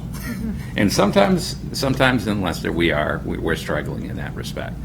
So, I like the fact that there's resources within the town. I've done my research on that, and that certainly doesn't mean that we're going to look, that I'd be recommending taxing and spending, but it's really one of those things where you have opportunities and you have challenges. Like, I know that you're looking at what to do with the master plan. You're looking at how to redevelop the town to make it more pedestrian friendly, given that Route 20, is the main street. Obviously what to do with White Cliffs. All of those are really kind of interesting things to think about. But, I have two real criteria. Doing something that would interest me beyond Leicester, number one, and number two, being able to get there in a very short period of time. Because I've done the long commutes. I'm to the point now, if there's a good opportunity within my circle, I would look at it. Aside from that, Okay, great. Thank you. sorry, I get a little long-winded sometimes. No, that's perfect. That was perfect. Thank you. It's nice to meet you. I appreciate all the effort that you put forward for the application. That sounds like a really uncomfortable experience with that accountant. So I've got two questions. Sure. How was it discovered after you had 8 audits? And then what did you learn and how did you readjust things for the future? So it was discovered because it was not only in Uxbridge. Okay. There actually was some money taken from other towns that were within that group that the company was working for. The problem is you cannot take a large amount of money from one of the smallest communities without expecting it to be caught. And you can't take it from a police budget. So, to me, I don't understand any part of it, but that's all it took. Once you found one, then the flag is up. Now you start looking town to town to town, and then they started looking, and they once they figured out how it was done the first time, they just replicated. I can say, and I will say this to some degree, that's speculation because I have never spoken to anybody about it. I only know what I've heard. there's a simple lesson that I've learned out of that is you can trust, but you always have to verify. One of the things that I did in my financial career, no matter where I was always on the treasury side. The first thing that I did as a treasurer is I made sure there was two things I never did. I never touched money, because I'm reconciling. You don't touch money if you're reconciling. And I have never, going back to 1991, have done a journal entry or logged a payment on a computer. Because, again, when you're reconciling other people's work and then comparing it to the town accountant's work. Once you start crossing those lines, you don't have a clear demarcation of who did what. Okay. So were there any policy changes from an accounting perspective that were implemented, or was there a way to have more oversight into? Well, the thing is, this all came to light 2 years after I had left Uxbridge. Oh, okay, never mind. So the policies that we have in Leicester were there, and they work fine. The town accountant doesn't pay the bills. The assistant accountant pays the bills. The town accountant looks at the work of the assistant accountant, then it goes over to the treasury. That's how we make sure that these things don't become a problem. That's the bedrock of it, is separation of duties and check and balance. Yep. Thank you. So you have a very interesting hobby, antique collecting. Yes. And you mentioned our antique mansion that we now own in Northborough. And we have been over the last number of years evaluating proposals and what to do with the mansion. And understandably, there's a lot of passion and a lot of opinions. So my question to you is specifically, how would you help us have a productive conversation or conversations about this potential resource, and to the extent possible, get consensus and support for deciding on a plan? Well, the first thing you got to do is look at history. I know how it's clear how the town acquired it, because we have a similar situation in Leicester. Long before I got there, we had the threat of a large housing development coming in on a large tract of land, and we bought a golf course. We still haven't figured out what to do with it. We've leased it out, and we have an operator who's running it, and it's doing okay. But if you drive by it, the clubhouse itself should probably be torn down at this point. It's similar with that. My understanding is, again, you had a developer who was going to buy the property, tear down the mansion, and then put up large housing development, and I believe that's how the town got it. I could be wrong on that, but I believe that's the story. So it comes down to, first of all, figuring out what is its value to the community. There's always an emotional tie to it, but what's the rest of the story? What possible uses are there? What potential pitfalls are there? And my understanding is cost, condition, remediation. Those are all important. And but the real biggest question is, if money was not an issue, what could it be? What would it be?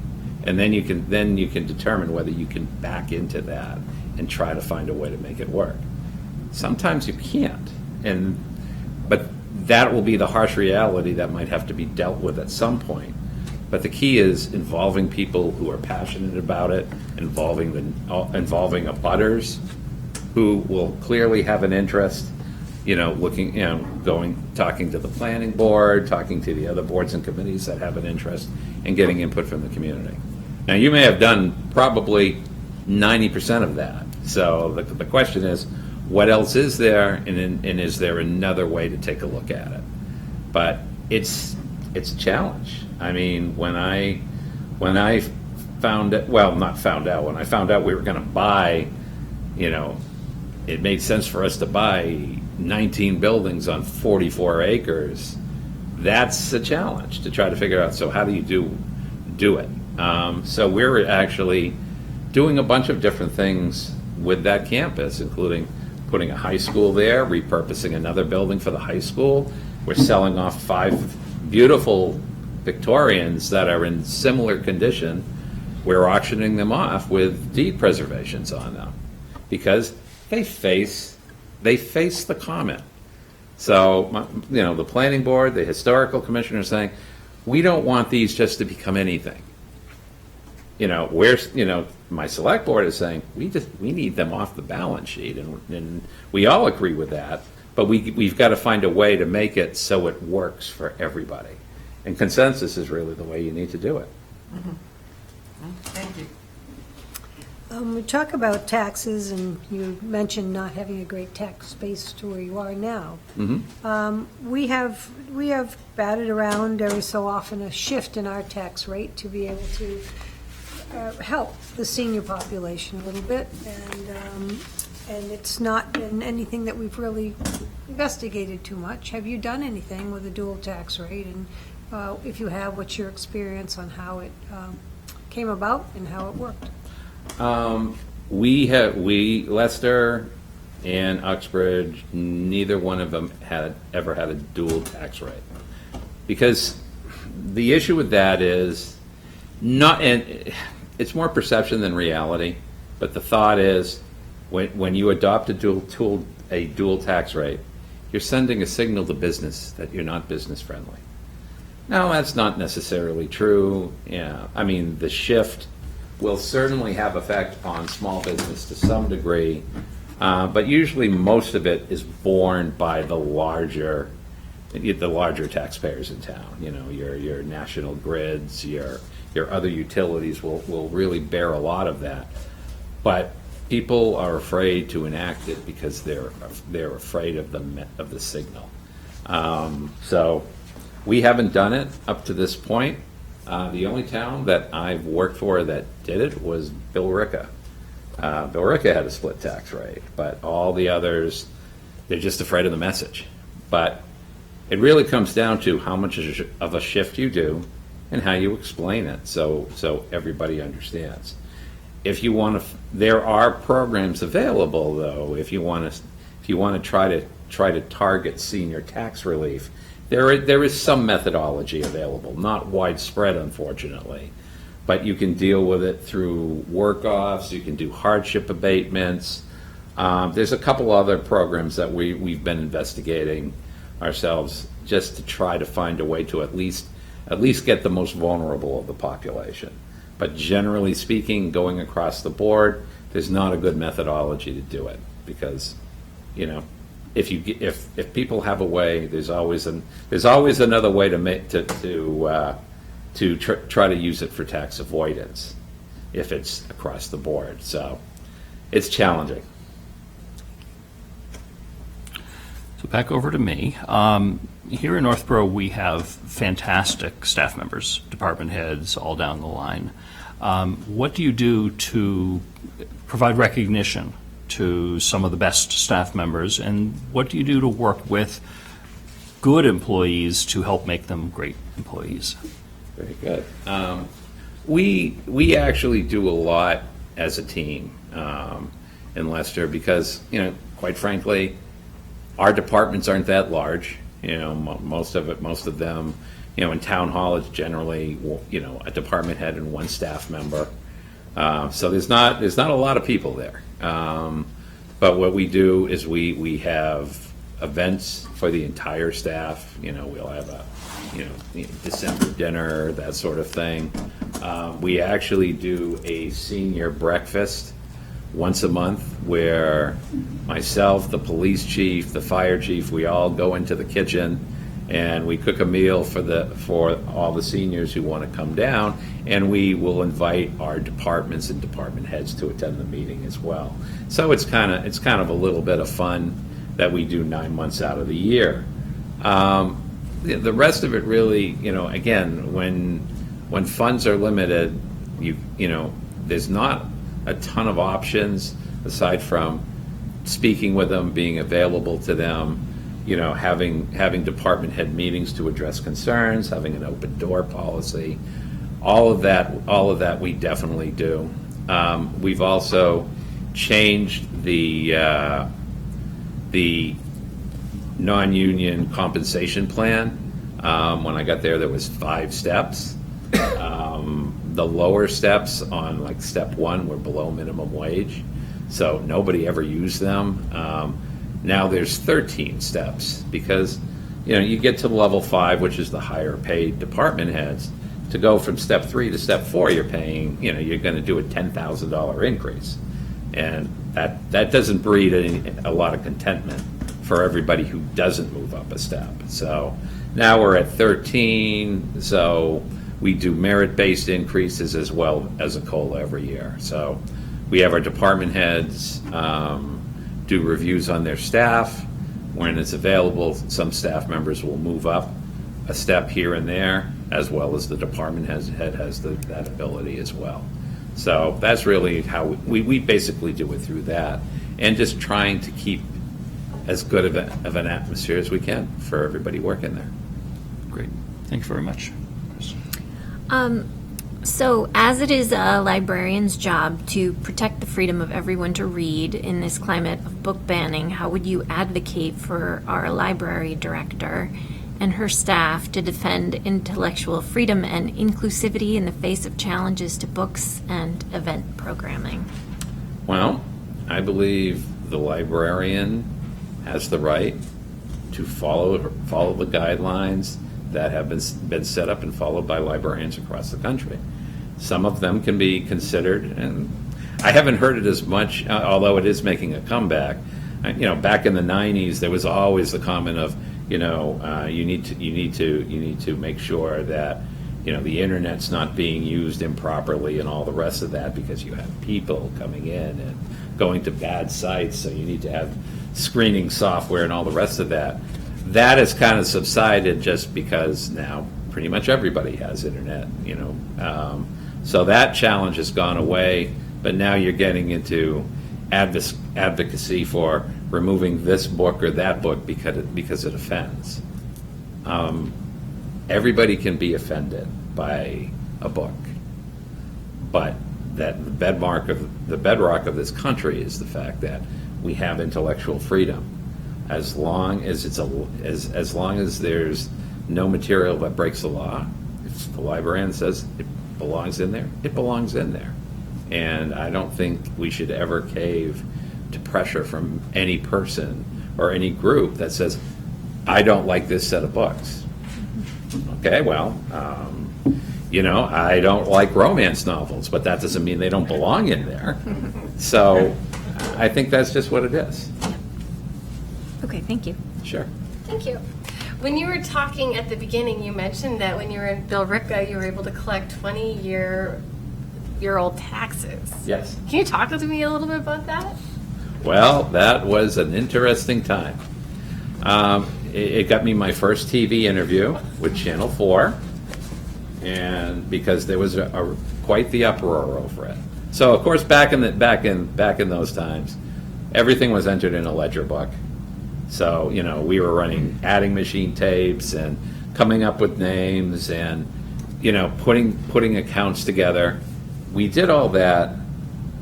We determined what was outstanding. We verified it, and we basically created a bill in our tax billing system and sent it out with a letter of explanation. Now, predictably, people were upset. But in the end, what we did is we put in an abatement program where if you had a receipt, you had a tax return, you had anything that matched up with that, we considered it an administrative error and let it go. And I still remember to this day, we had one. All the others were not true. Actually, most people that we sent it out brought in their income tax, and I'm adding it up and looking and it's like, you didn't pay that bill, because I found every other bill that they paid, and that one wasn't paid. And again, the backstory to that is, and Bob's well aware, we had a very nice tax collector. I never met her. She was about, 70, Bob? Close. Something like that. And she would take money in and put it in coffee cans and put it in the safe. surprisingly, guess where the coffee was? In the safe. For the whole department, for the whole town hall. So in those days, again, it was an elected position.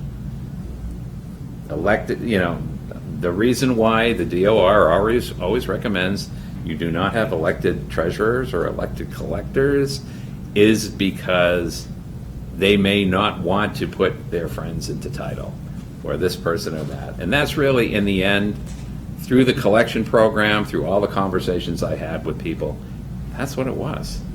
So we did get it cleared up.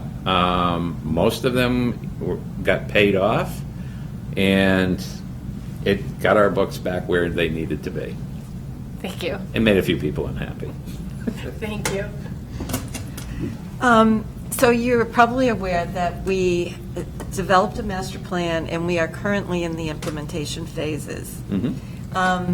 And we might be doing the implementation at a unique time, given our recent experience with COVID and how COVID has changed how people work, how people shop, retail.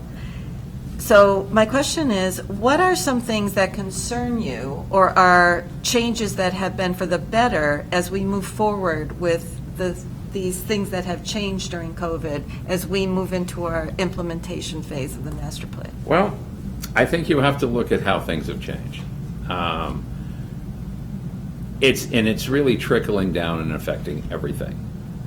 There was a time where master plans would encourage large-scale development, especially of commercial enterprise, because they're good payers, they're good earners for the town. All of that has gone in a totally different direction. You actually have a good opportunity for putting together what we all call mom and pop retail. Now, mom and pop operations are great for the community because they make the community desirable. It makes it fun. It brings interesting aspects. What it doesn't do is pay the bills, because those small businesses don't really generate income. So that's the main concern, is now you have to try to pivot around and find another way to continue to keep tax revenue growing while implementing a master plan. That's not easy, but again, if you look at what the new technology is, and we're looking at one right now, I don't know if there would be an opportunity here. I've got 3 or 4 different power companies. We're looking at this little piece of swampland on Peter Salem Road, which is in Leicester, which is right by the highway barn. What purpose would this land serve for anything? They're called batteries. So what they're doing is they're tying into 3-phase, and during non-peak times, they're storing electricity and then putting it back in the grid when there's less power. And I'm getting ready to put that out to bid, that property out to bid for a lease opportunity. And I had one. It's all over the board because it's brand new. I had one company said, "Well, we think it's worth we'd like to do a 3-year lease for $29,000." Well, for swampland, that's not bad. Then I heard from a second group who said, "We'd like to do it for $250,000." So I'm just beginning to understand how that is, but it's the technology is what's driving the country at this point. And especially if you have, industrial areas that can be developed, that's really where your dollar's going to be. It's not going to be on Main Street anymore. Main Street has got to be livable now. That's the new thing, because because people can buy anything online. The goal is to get them out of their houses, get them to do other things. And most towns that have developed Main Street, they've got a lot of activity for that. That's really the future. Small retail shops, small dining places, I mean, everywhere I look, there's a new coffee shop opening, not necessarily a Dunkin' or a Starbucks, but it's just, it's community-based. Because people are social by their nature. Now that the shopping mall is gone, this is another opportunity to connect. And long-term, if you can develop your main areas so they're user-friendly, they're pedestrian-friendly, that's where, again, not financially, but from a quality of life, that's what makes the town better. Thank you. I think I'll build on that a little bit then, and that I agree that, to bring people into a small downtown that's attractive, that has interesting little storefronts and antique shops and things that used to be where you could find, in many places, your antique shops, which are very limited now. People aren't even going in there. Yeah. That we then get back to a high-density question, and that the state's pushing for high-density housing in downtown areas. And in many cases, they either have an infrastructure already that was in place that had 2-3-story buildings along those main streets, and we don't. We don't have anything that even matches in the past 5 years of building. And what's your opinion on the mandate of having high-density housing, and how would that work in the town of Northborough downtown? Well, we actually have interim compliance. We have identified a zone that could take high-density housing. Really, at this point, they haven't made anything mandatory aside from the compliance and saying this area is the area that you can do high density, and it only currently affects existing buildings. So, in the end, if you pull down a house that is decrepit at this point, and you have the ability to put up something, that's all you're doing. It's not a mandatory build out yet, but there is always the concern that once you start down a program, what starts as optional now becomes mandatory later, and then before you know it, you're where you are. I think we're all kind of watching Holden, because Holden has just basically said no. And the state's not too pleased with Holden. It remains to be seen how that's going to work out, but they are an MBTA community and they're required to do it. But I agree, if you've ever been down Holden Main Street, there's not really a good place to put it. And you basically have a railroad track running the entire side of it on one side, splitting the town in two, and it's a freight rail. So Holden just can't come up with a place to put it, and that's really where the conversation is. I understand why they're doing it, but you have to look at the character and the community and decide, is there a place that makes sense? If there isn't, I think to this point, seeing as Holden's already well along with that, I'd watch to see what results they get. So you wouldn't be as quick to put it in our downtown, is that what you're saying? I would not, because again, you've got to get community input. In our case, we had an area that fits it perfectly, and we don't have a lot of development going on. Again, location, utilities, all of that kind of gets in the way of that. So, we have 1 or 2 subdivisions that have been in the planning stages for a long time. So we're not getting the same pressure. But once you start going Worcester and east, it's a whole different ballgame. Thank you. We've talked a little bit about businesses and their value to the community, but sometimes you end up with a business that might not be too compatible with the community as a whole, or some people have some concerns about. I'm curious if you have any experience with, might call it agricultural business, you might call it a landfill or a compost type of facility that you might have neighbors that might not like some of the things that go on, but it's legal, and sometimes you have to work with the state to address some concerns. I'm curious about that. I can tell you I have a lot of experience with that. That is Uxbridge again. Uxbridge had a gentleman who came to town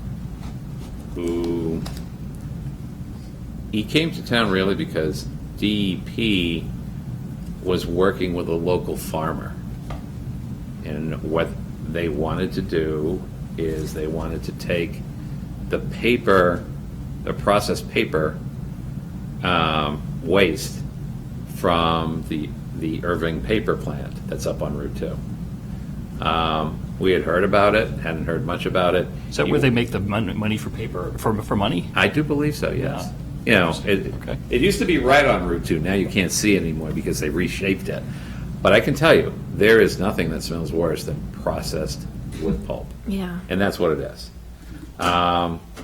So he kind of stepped in, made a deal with that particular farmer, and it wound up not happening because we weren't necessarily supportive of it. What was not known at the time is that he was a soil broker. So what a soil broker does is he finds a place in a town that can take soil that is approved by DEP. DEP has soils that have contaminants in it that are below reporting thresholds. So those particular soils are determined based on the site they come from, can be placed anywhere. Well, he chose a place. The first place he started was an open quarry that had been closed. That didn't go on for too long because he wound up having a better deal with the same farmer who was going to take the wood pulp from Irving. The town was split on it. Our Board of Health was adamantly opposed to it. Our select board at the time was supportive of it because he wanted to do a host community agreement and pay by the ton. And in the end, it went on for a long while, was a long fight, but in the end, it wound up changing the entire select board, and in the end, the broker wound up losing in court. The first, I can tell you, that all happened I was there through 3/4 of it, then I went to Leicester. The first thing I did when I got to Leicester is we put a soil importation bylaw in, because I never wanted to go through that again. And that's really the best thing you can do, is to be able to regulate it. And there's always going to be kind of a push and a pull, because especially, owners of large tracts of land want the ability to make money on fill. And most of the time there's not a problem with the fill. But the thing is, it only takes one coming from a questionable site, and people just get upset, because then you're dealing with aquifers and well contamination and all the rest of that. And you can't undo that once it happens. You can remove it, but you're not going to remove it all. I understand there is an issue like that here. If I would certainly look at all of it and see first of all where we are legally, number one, and where the bylaw sits and what is enforceable and what is not enforceable. But they're difficult. That similar soils policy that DEP has makes it very easy, and they support it 100%, because what it allows towns to do is it allows redevelopment throughout the state, because the soil's got to go somewhere. So if you're not taking it from a contaminated site such as a gas station, what similar soils is defined as, it's got the same amount of contaminants that you would find here that's there. So it just mixes in, and it's not a big deal. Well, unfortunately, people who see the trucks coming in think it's a big deal. especially with the trucks on the road and the trucks doing the dumping. So, yeah, it's difficult, and like I said, we'd have to see what's in place. I'm certain you're already addressing it now, but we'd have to keep working on it to make sure that if it is going on, it's going on properly and legally. Thank you. Okay, so connected to trucks, I have a traffic and safety question for you. I don't really know Leicester very well, but here we have some industrial properties. We have an Amazon warehouse and we have a FedEx facility, and we have other warehouses in other parts of the town because we are very centrally located, really close to 495 and 290 and the Mass Pike. So we also have a lot of commuters, and we have a shared high school with Southborough, and the road that the high school is on, I also, full disclosure, live on this road. It's where a lot of the trucks go through. So how have you worked with traffic and safety issues before in towns that you've worked in, and how have you had to deal with an increase in 18-wheelers in your community, and how would you address that here? Well, generally speaking, at least pre-COVID, we had a public safety committee, and that committee's looking to get back together. It just, since we've purchased the college, I just have limited time for it. So basically, the public safety committee consists of all of the major department heads, DPW, police, fire. We do that to get together to address these concerns. And a lot of times, quite frankly, if these businesses in your community you have a relationship with them, a lot of it is resolved through conversations with them, saying, hey, there's a concern here. Can you run the truck down this route versus that route? Can you limit the times? Can you not can you not let them over idle? You can put up jake braking signs in established districts where jake braking isn't allowed. You can do things like that. And that we've gone with a voluntary route because, quite frankly, DOT makes it very, very difficult to actually prohibit trucks going down certain routes. If they're numbered routes, forget it. They're not going to get in the way.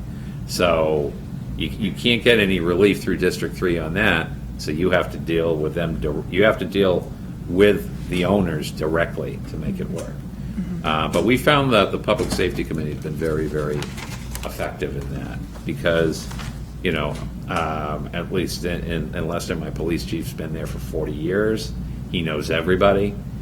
Everybody knows him. He picks up a phone and says, hey, this is our concern. They'll make it work. So we get together, identify the problem based on our resident complaint, just determine whether it has merit, and then we deal with it from there. Okay, and your Public Safety Committee, it has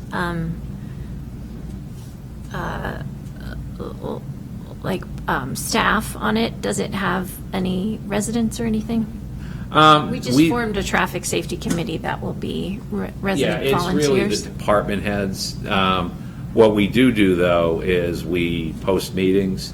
We have residents come in to explain what their issue is, and they can bring anything they need before us. If for instance it's a speed limit change on a road that we can do because it's a town-owned road, they'll bring it to us. We'll bring it to the select board with a recommendation, and then if the board finds merit in it, they'll vote it. So, we make sure, again, this is, we don't want just to have a group meeting that isn't getting input. You have to have public input because the public are the ones who are being affected by it. Absolutely. Okay, thank you. Sure. I like that question and compliments where I was going to go next. So we do have a diverse population. We've got young families, we've got seniors. What would be a good communication strategy that you use to make sure that everybody's aware of meetings, how they can get engaged, how they can participate? And coming out of COVID, I'd love to see more people attending. I'd love to know more about how you communicate with your communities.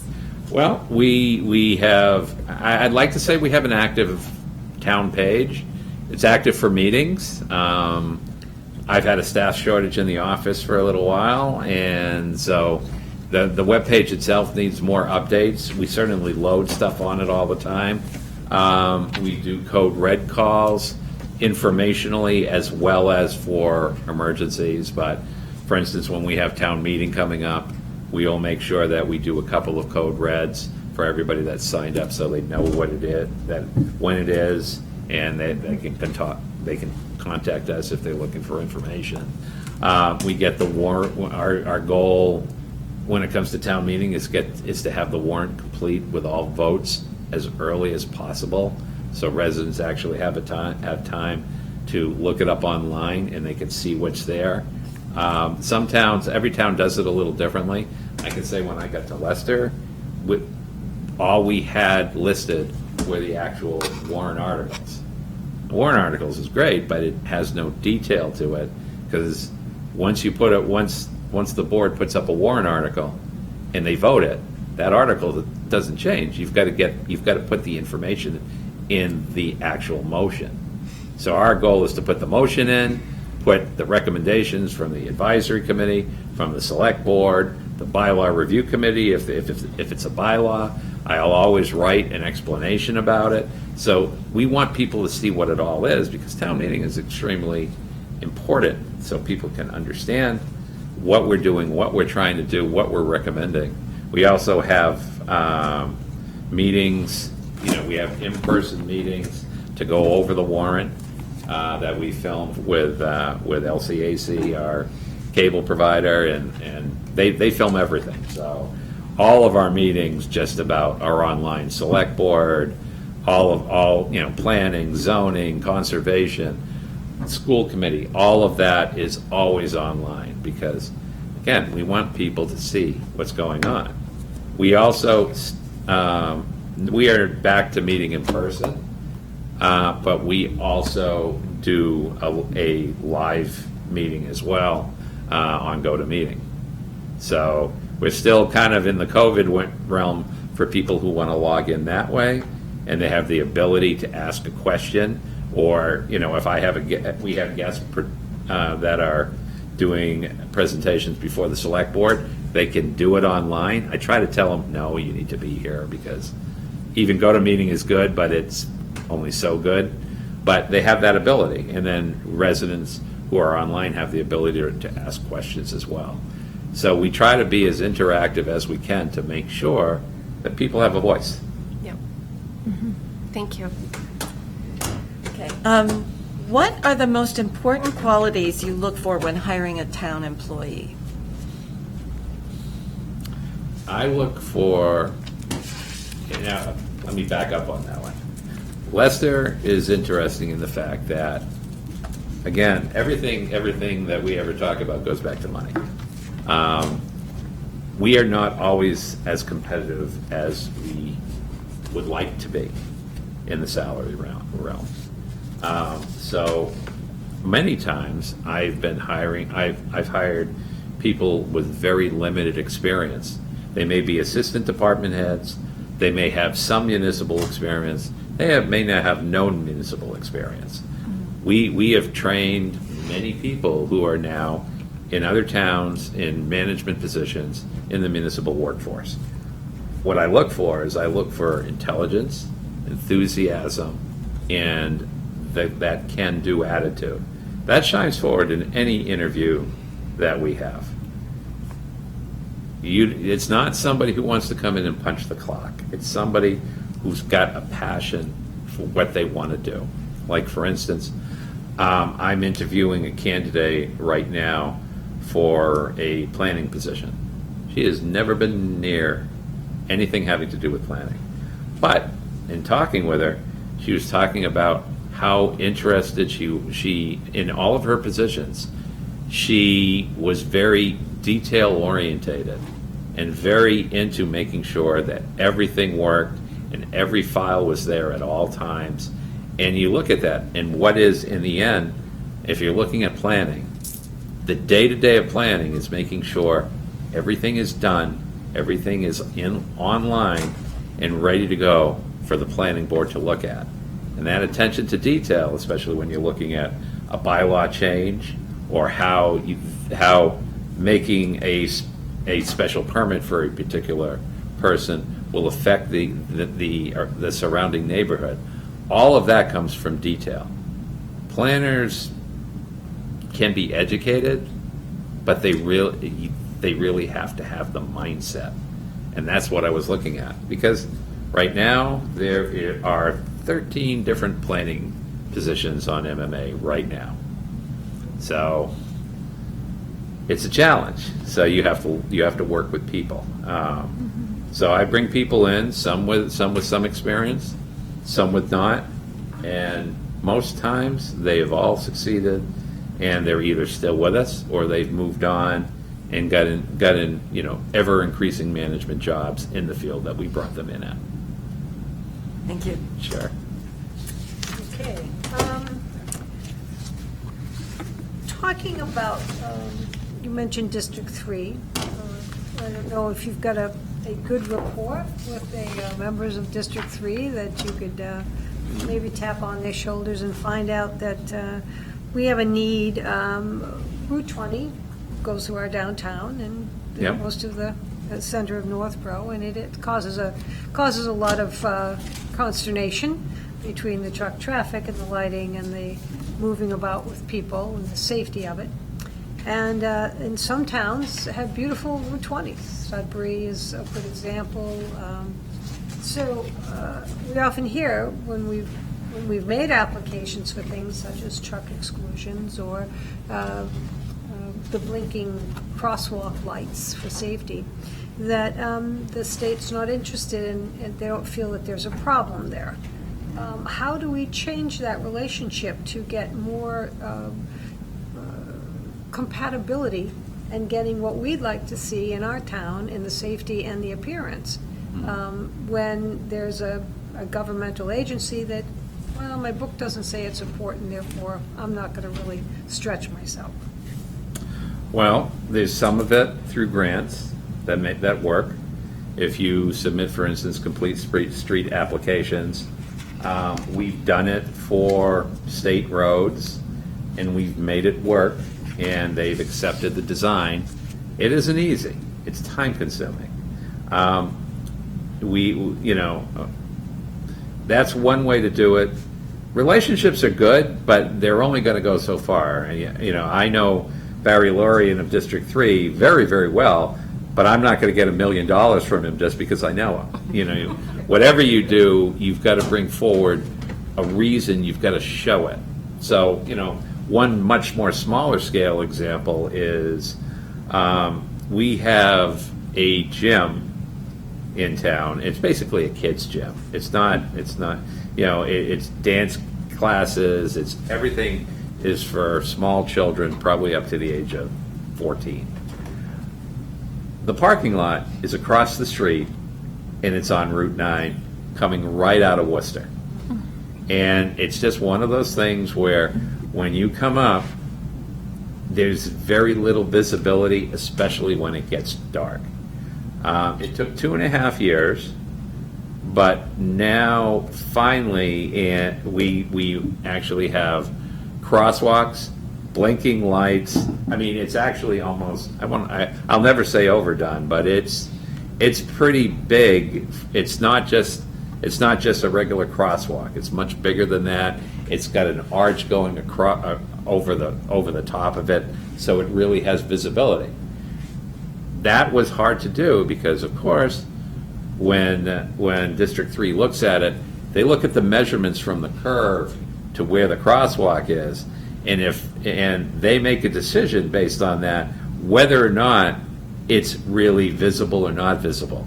That one was not.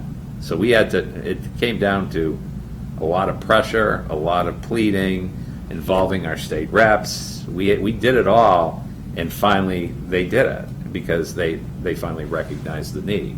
And that's not a knock on them. They've got, every town has stuff they want. So we understand that. We just have to look at what our need is and persevere as much as we can. And, having the assistance of your state rep and state senator is always very, very important in that. Because everything at the state level, to some degree or another, has a little bit of a political bent. Not always a lot, but they get things done. Thank you. You've probably watched some of the meetings in Northborough, and so you read some of the things that we're challenged with. What of those interests you and excite you the most? I think I'm really, really interested in White Cliffs. White Cliffs, it's just, I've got this development bug that's really, really bitten into me lately. And I just like the idea of trying to find a solution to that, because I remember I was there, I used to have conferences there 20 years ago. When I went in there, the time I was in there, I was amazed at how beautiful it was. Mm-hmm. And to see, to find, there's been leaks and everything that comes after that, that is really a shame. But that seems to be one that just keeps coming up, that it's hard to wrap your head around and hard to find a solution. That's the type of permanent stuff that makes a difference. Like, for instance, if I left Leicester tomorrow, I could say, these are all the buildings that I put into motion, and I'm happy and I'm proud that I did it, because they're still going to be there 50 years from now with those uses. Those are the things that make a difference in a town. Again, you can balance 10 budgets, and nobody would really care, because that's just about service. People want to see how you change a community. That's what makes a difference. That is really very, very important. And the other part of that, that is probably not talked about as much, but the other part of it is making sure that the government of Northborough is also available to the community. I come when I go to work every day, I have people coming in all day long, so I tend to get there around 6, just because I can get work done in 2 hours. That is fabulous. That's my most productive time during the day. The rest of the time, if people come in, the door's open. You have a complaint, the door's open. You want to have a compliment, the door's really open. But, I don't have too many of those. But, there's always something to deal with. And that's the other lasting effect that there is. And if people feel that their government isn't working for them, they will eventually change it in some way, shape, or form, and whatever they can do. And it's really about building confidence. And I think those are the two things I'm really, really interested in. And all the other challenges that will come at every select board meeting, there's always going to be, hey, we need to do this or we need to do that. I mean, right now, I've been doing project managing. I'm doing all the biddings that we're doing for everything on the campus. I'm finally maybe going to have an ATA back. I haven't had one for 3 months. And there's no shortage of work. Work is fun. This is what it is, because you're making a difference. And that's why I like it. So I think those are the two things. If I was going to pick two, those would be the two I'd start with. All the other stuff, it's day to day. It's day to day that always can work. You've already got systems in place. You've already got people in place. You don't need to overhaul. You don't need to rebuild. It's just enhancing what you have. We are unfortunately out of time for questions. However, there is an opportunity, if you would like, to ask us any questions or say anything else that you'd like to conclude with. Well, I don't have any questions really. I've been paying attention to the process. I've been on the website. I've watched the meetings. From what I can see, this is a great community. I'm very interested in it. And, either way, no matter how it goes, I hope that you pick somebody that will work for you, that can make that happen. And I just appreciate the opportunity to interview with the board. Thank you very much. Thank you. Thank you. So good to meet you. I'm going to go this way. That's. Thank you very much. Nice to meet you. Nice to meet you. Thank you. Thank you, nice to meet Thank you. you, David. Nice Thank to you very meet you. Great seeing you again, David. Take care. Yeah, we'll take some.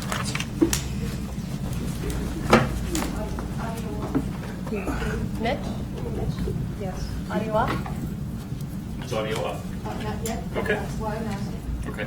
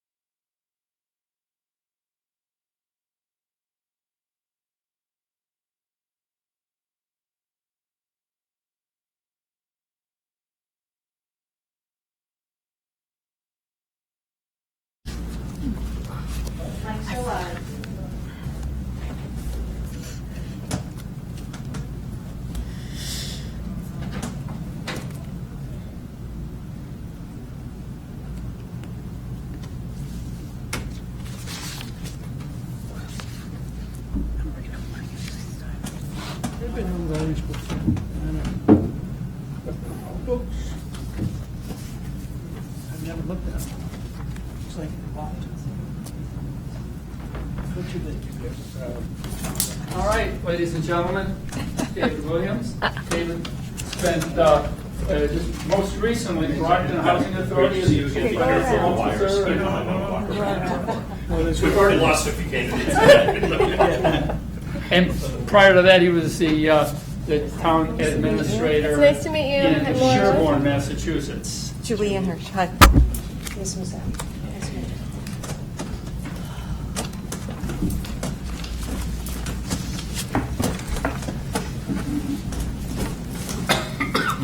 David, welcome to Northborough. Thank you very much for joining us this evening. You and I had the pleasure of meeting in the screening committee interview process, but I know this is your first time with the rest of our board. Right. And I'd like to start out by asking you to introduce yourself and tell us a little bit about something, maybe something that's not on your resume, and if there's anything you think we should be aware of, now would be the time. Okay. Well, David Williams, good to meet you. I've been in public local government for about 20 years, 20-something years.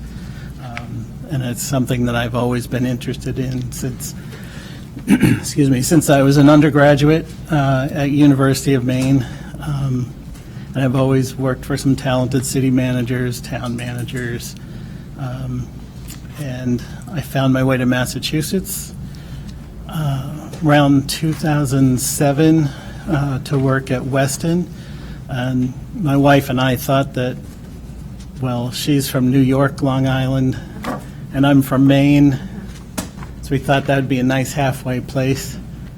And then once we started having children, we realized we're not near any family and we have no help whatsoever. So that was a learning experience. But we're still here. And I was 9 years in Sherborne as the town administrator.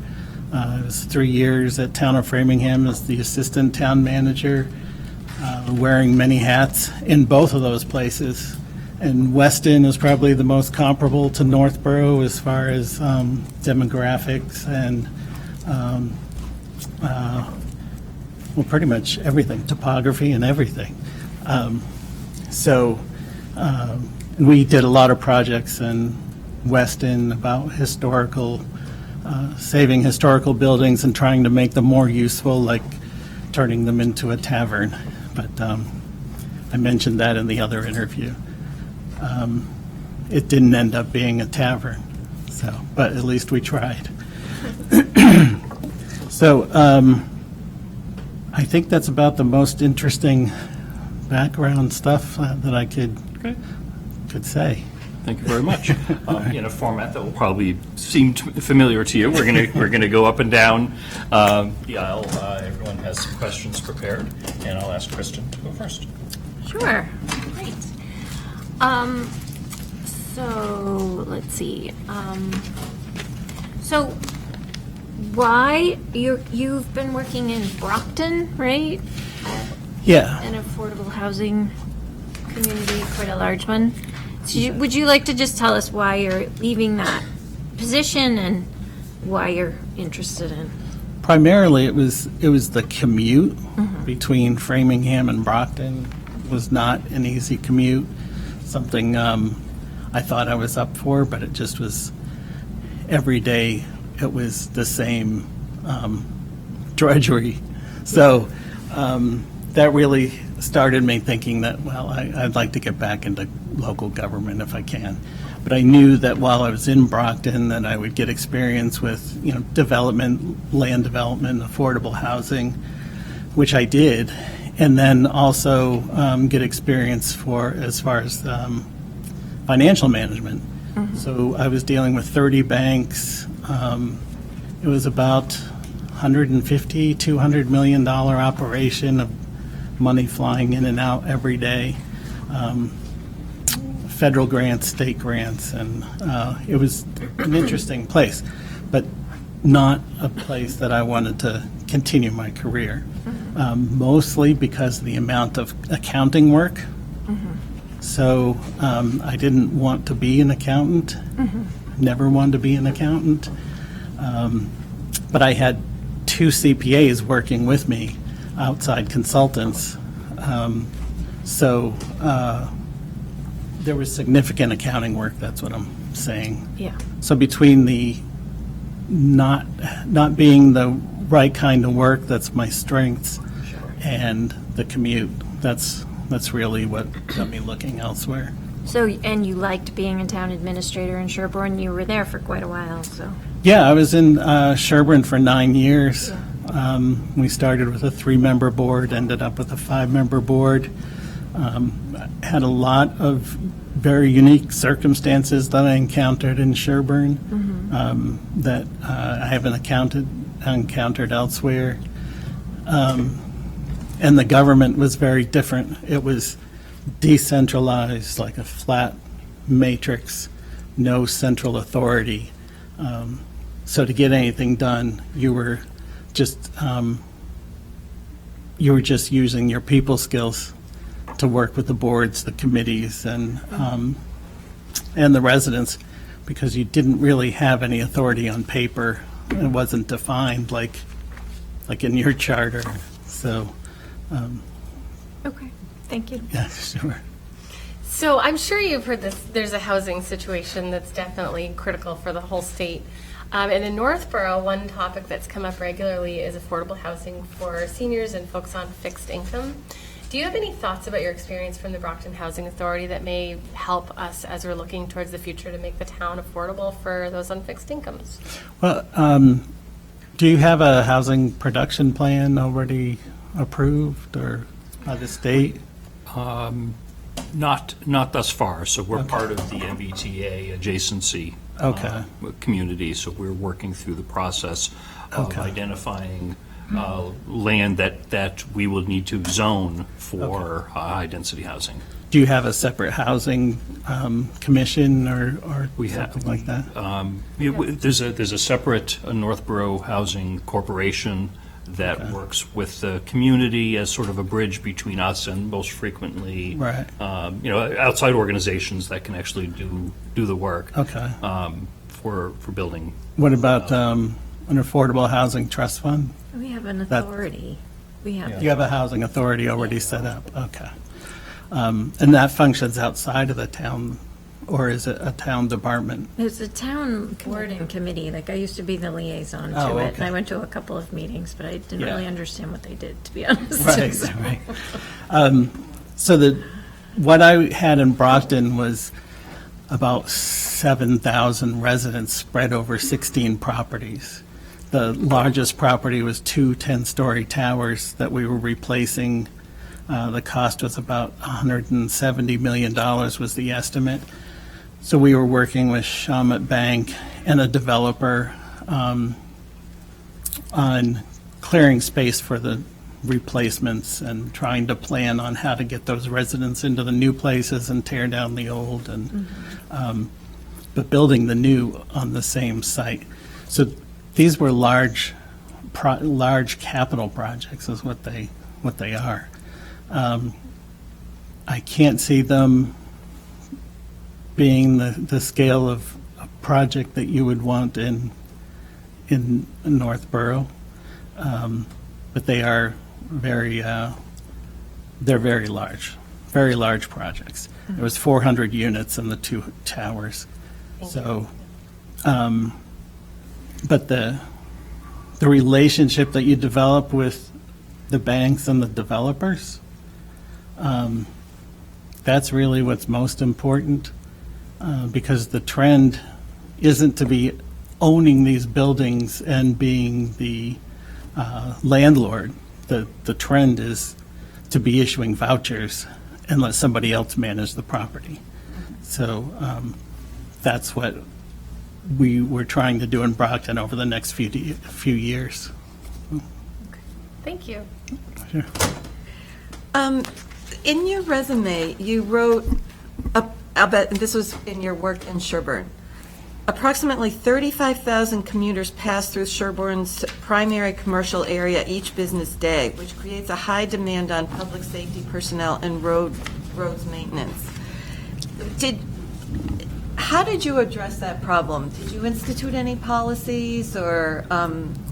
We implemented, or we looked into seeing what we could do to the streets to make them more, get people in one side and out the other more quickly. So we used Complete Streets as the program, and I think you've already adopted Complete Streets. Very recently. Yeah, okay. Yeah, we're in the early phases of the process. Okay, so we were a green community and had adopted the Complete Streets years ago. And basically, it was just to move the traffic quicker, so there was only one traffic light the whole stretch through Sherburne. I don't know if you've been through there, but it's a small downtown area where the fire department is, and there's just a takeout place and an old tavern and not a lot of business development.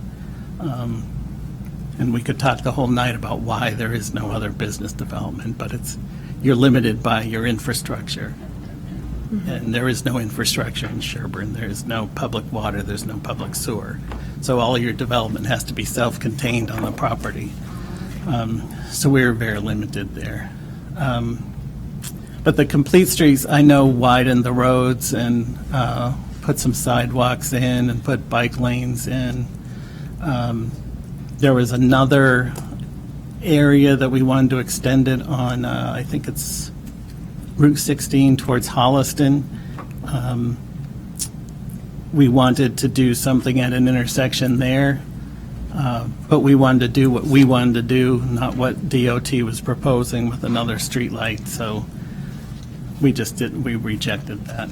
So still that part kind of chunks up, but the Route 27 north and south traffic moves pretty well. Thank you. I want to just expand a little bit more on your knowledge of the affordable housing voucher program and such. I've done a little bit more of my own research, and I realize that now an awful lot of the housing that does come in for affordability is not necessarily for the town, but for any area. So that even though we might be thinking that our affordable housing is for our seniors or our handicapped individuals, it's not really. There's only perhaps a 25% availability for them to apply, but that for everything that we spend money for, it's no longer our own tax dollar and our own land going to our own residents. Right. If somebody was on a public housing list and got a voucher from wherever they're living, and you're accepting vouchers for that unit, they have a right to come to it. So that district that they're coming from would be sending their rent money to your district. And if any of your people got approved for affordable housing, they could go anywhere in the country too. Correct. So these vouchers are very valuable and flexible once you get one. Well, can something be done to keep our resources for our residents? Well, do you have a senior housing development? Yes, I think we probably have a couple, right? We have two? So they're owned by the town? Yes, Okay. yes. And so you maintain them, and there's a senior housing commission or something that? That's what the housing Manages them. authority is that I was Yes. talking about, yeah. Oh. That's what it seemed like to me. When I would go to their meetings, they would talk about how to improve the current housing. There's some off, well, it's like behind here, behind the Street. parking lot. Yeah. Oh, yes. Off Hudson Street, yeah. And then there's some by the library. Okay. So, I mean, if it's formed specifically for senior housing, you can have more restrictions on how that's used. I think I don't know if you call them deed restrictions, but they're some sort of restrictions on the use of that property, which would include the way that you're going to not dispose, but the way you're going to rent those units. So you would have a local preference on those affordable units that you're putting up for sale for rent. So you're saying you could do more than the 25% the state allows by putting a deed restriction on our own land that we would be using it for? I think you'd have to do it at the beginning when you built it, because there's probably already legislation that was passed that I would have to look at it. But I know in Sherburne, it was a senior housing development, that the way it was set up, it was very protected. We had a lot of control over it. But when we did put units up for rent, applications could come in from anywhere. And we'd try to rely on a local preference to award, but that only goes so far, because you can't tell people, no, they can't come here. So, Okay. Thank you. Thanks. People question. We have really, really good staff here in Northborough, department heads all the way down. What do you do to provide recognition of some great staff and keep them engaged? And how do you work with good staff and help them to become great staff? Well, first, I would like to not learn their jobs to do it instead of them, but to learn what they're actually doing on a day-to-day basis. And that, somebody can feel better about their own work if they realize that somebody's coming in and at least paying attention to them and what they're doing, and also demonstrate some sort of understanding of what they're doing. I checked out most all of the department heads, and when I was looking at the charter and the boards and committee lists, so you had like over 200 people, and you had boards and committees. There were more than 40 of them. I knew that the town administrator wasn't an island unto himself, that there had to be talented department heads working with them. And then I saw the list of duties that the select board also does. So a lot of people have duties on them, and getting to understand what those are, and it makes it easier to recognize when somebody's doing a superb job. And usually there's the day-to-day recognition, or at staff meetings or department head meetings. And then there's the big picture impact, then it would be bringing it to a select board meeting and asking for recognition, much like you would an officer. The police chief would recognize an officer at a select board meeting. Does that answer? And how about staff that might not be great yet, but have the capacity to get there? How do you guide them in that direction? Well, you do have to talk to them personally to find out if they're where they want to continue their career and increase their skills, because it doesn't pay off for the town in the long run to be sending somebody to training that is questioning their career or doesn't want to necessarily be there. So assessing their skills and where they want to go in their career is pretty important. So then you can talk to them on well, this is where you want to go, but this is what I need. So then you can figure out what the gap, to try to get them to where you need them. So, does that answer? It does. Okay. Thank you. Kristen? So as it's a librarian's job to protect the freedom of everyone to read in this climate of book banning, how would you advocate for our library director and her staff to defend intellectual freedom and inclusivity in the face of challenges to books or event programming? Those are policy things that should be coming from a library. Do you have a board of trustees? We do, yes. But the town administrator is technically the library director's boss, right? So Okay. it's important to know that the town administrator would be supporting the library, Right. library director. Right, I mean, like any other department head, whether it has something to do with book reading or children's rooms, you know, however to organize the library, they're the expert on that, just like the DPW director is an expert on the roads. I'm not going to direct somebody against what they're doing or what they've learned or how to manage unless I have better information that I can convey to them and get their response and see how see how it goes from there. But that's a very big policy issue. It just, there's a whole scale of what could be done. Looking at the situation, is the librarian holding some sort of line that's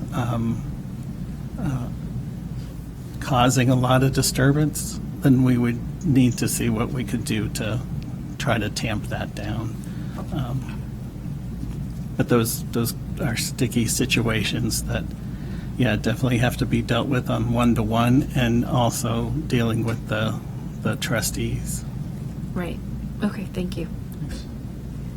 Thank you. I am a big fan of transparency in government, and I noticed in one of your bullets that you said you had implemented an online document request system so that the public could have easier access to town documents. Are you able to talk to us a little bit about what that project was like and how that helped the residents? Yeah, the software was called FOIA Direct, and we implemented that as a beta site originally. It didn't. Sometimes when you're using software or technology, it's not always the quickest and easiest way to do something. So if we're getting in 3 or 4 public records requests a month, it doesn't make sense to teach everybody this software and how to use it. And so we had a records access officer, and we had, we just started building it in a spreadsheet, and we had the columns for the time, the date, deadlines that you needed to respond, and that kind of stuff. So in the end, we didn't, we used it for a while, but after using it a while, we realized we could still do it. The key was getting that records access officer to be managing the project. I mean, managing the inquiries. And in Sherburne, the select board appointed me and the town clerk as co-records access officers.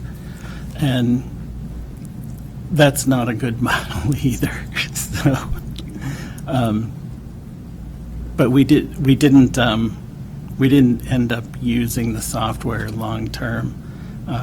We just worked to try to get it all under the town clerk as being the records access officer as defined in statute. So I don't know if that helps. Thank you. Okay. I was wondering if you had any experience or ideas about sharing resources with other towns.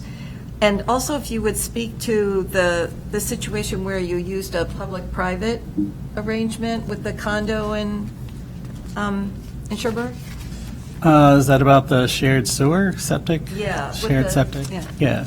So what was the first part of this question? Sharing resources. Yes. Either. Yeah, so you need to maintain relations with all your area towns and look for opportunities for grants that might come up where you can share the grant with the other town to add some sustenance to your grant application, or when you're applying for an earmark, a legislative earmark, it looks a lot better for the elected people if they're affecting 2 or 3 of their communities. So while I was in Sherburne, we looked at regional animal control. We looked at regional fire. We looked at, kicked around talking about regional dispatch, which was doesn't seem like it's going to happen anywhere.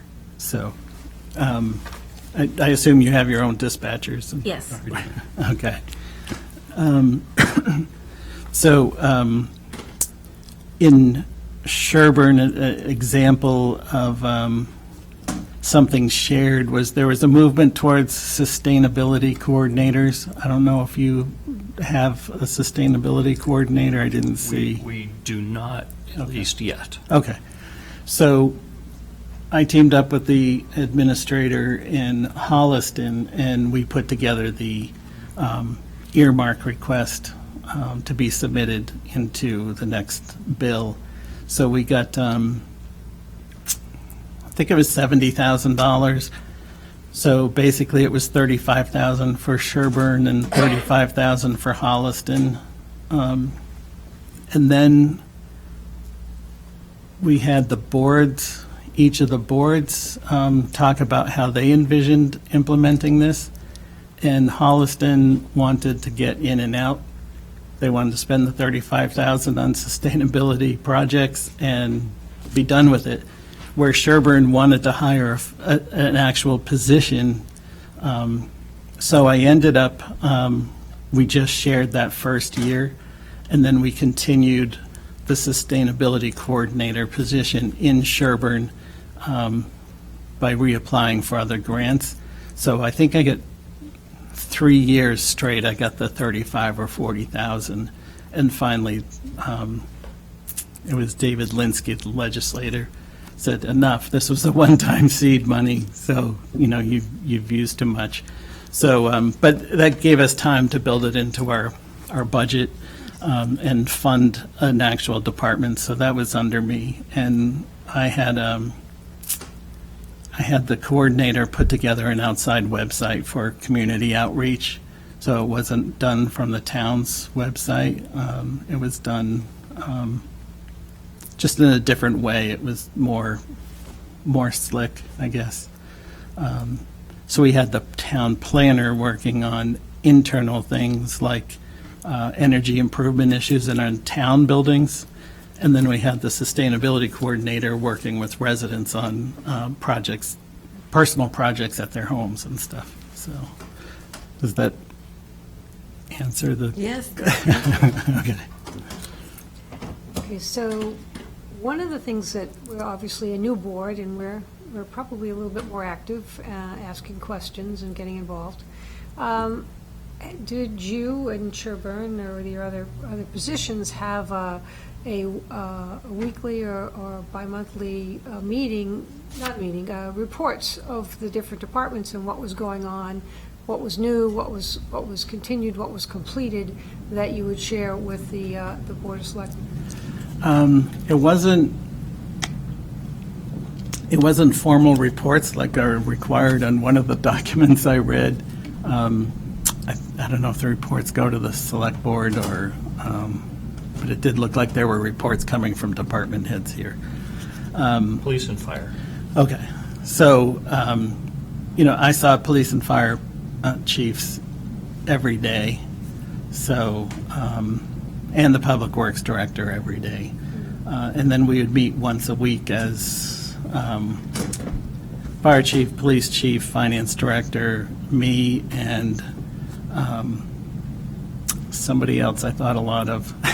But so it would be the 5 of us met every week to discuss what was going on, and we would include it in maybe a town administrator report, or if it was something that was going to have a budgetary impact or responding to an article that may have been passed, and we want to give some sort of update on it or promote something, then we would get on the agenda, or I would get them on the agenda working with the chair.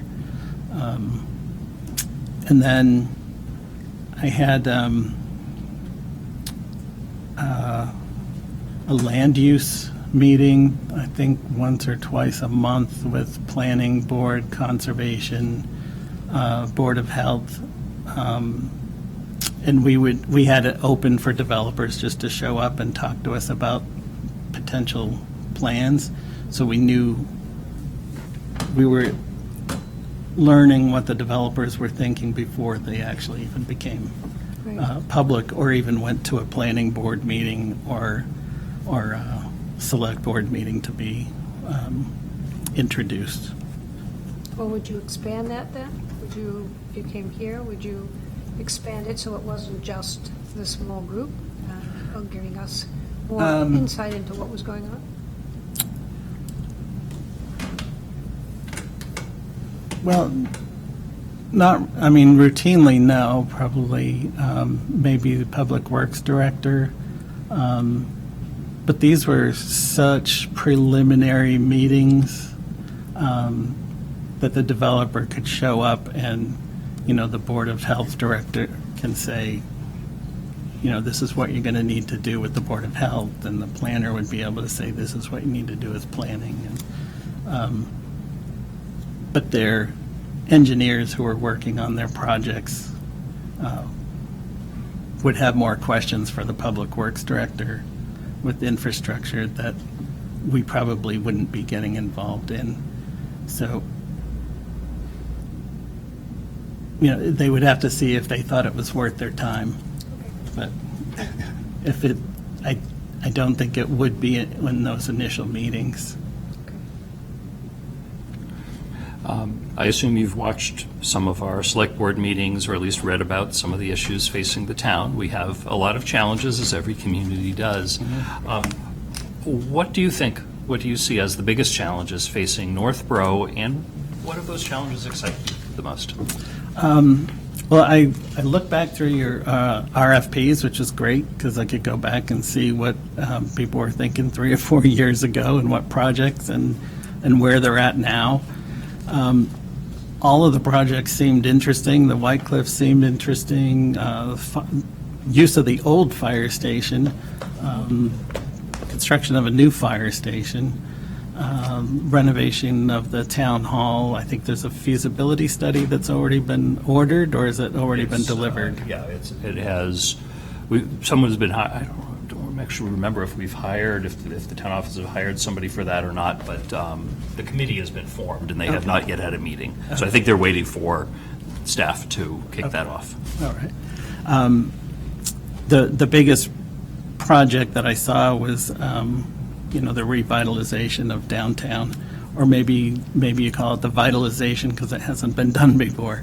But that I think is very important, because your center here is kind of squeezed by up on Route 20, and I don't know, there are so many routes that go through Route 9, 290, and 135 comes through at some point. So begins here in Northborough, yeah.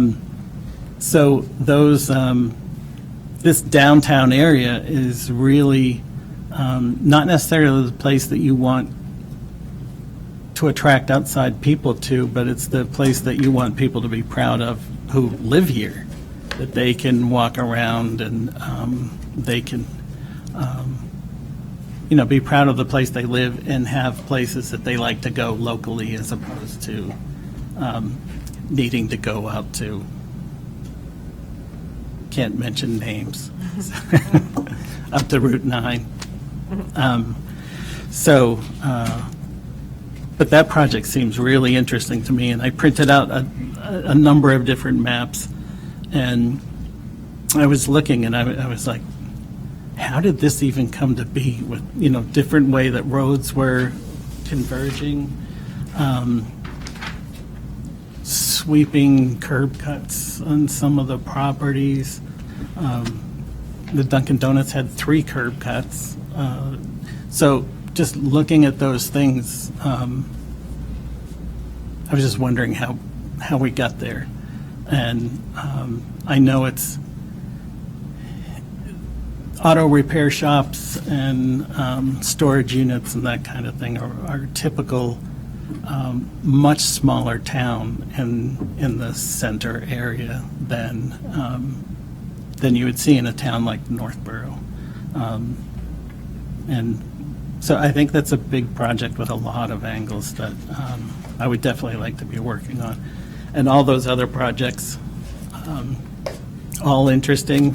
I just need to know who's involved in which ones. Great. Thank you. Sure. Kristen? Sorry. Oh, my traffic question. So I know you addressed, I used to work in Sherborne on Cemetery Lane, in that big red building. There's an antique shop antique place? Yeah. downstairs. Yeah, I didn't work in the antique shop. I was upset. But, so I would commute there, and I know exactly what you're talking about with the traffic and that one traffic light. You also had the one good crosswalk there, which when we would go over to get ice cream at the little ice cream place I have it across the street. lighted now, so. Yeah, it's we always felt very safe. But here in Northborough, we have an issue with warehouses and therefore 18-wheelers going through town, and I realize there's only so much we can do on Route 20 because it's a state road, and if I've learned anything from these interviews, it's that Mass DOT is hard to work with. Everyone keeps saying the same thing. But as far as, do you have any insight or, I know Sherborne you don't have any warehouses there, do you? Surprising, right on our border is I say I don't live in Sherborne, but Odessa, the auto auction. Oh, okay. So there's a lot of truck traffic on Wednesdays and Fridays coming to the auction. Sherborne put a sign at the exit of Odessa, the no right turn. Yes. And then worked with Odessa to actually shape the barrier so that there's no way they could take a right turn to go into Yeah, because the trucks, Sherborne. we're working on something like that with FedEx right now, actually. Oh, really? Yes, our zoning board is working on that. So other than that kind of thing, do you have any insights on how you might deal with, in Northborough, our truck traffic on roads other than Route 20? We've tried truck restrictions. We rebuilt intersections to make them less friendly to the trucks that were coming through there. There was a shortcut through a residential area, and the trucks would just fly through there. Yeah. So it costs a lot of money relocating poles and redoing the intersections so that brings people to a stop. And so I have some experience in that. Okay. But again, it's seeing the problem and what's going on now, and then talking to everybody about what people think should be done. Right. But definitely, speed and truck restrictions are, they're difficult to get through DOT unless you have a very, maybe not even a good reason. It's just difficult to get through. So involving them in what you're trying to do is important. So. Yeah. Okay. Thanks. You mentioned on your resume that you were able to help Sherborne decrease their tax rate. Can you talk to us about how you did that? Yeah, when I started in Sherborne, they had the highest tax rate in the state. It was 20-something. I think it was 22 or 23. So these tax bills were huge. So the Board of Assessing it was an elected Board of Assessing at the time. And only one really was interested in,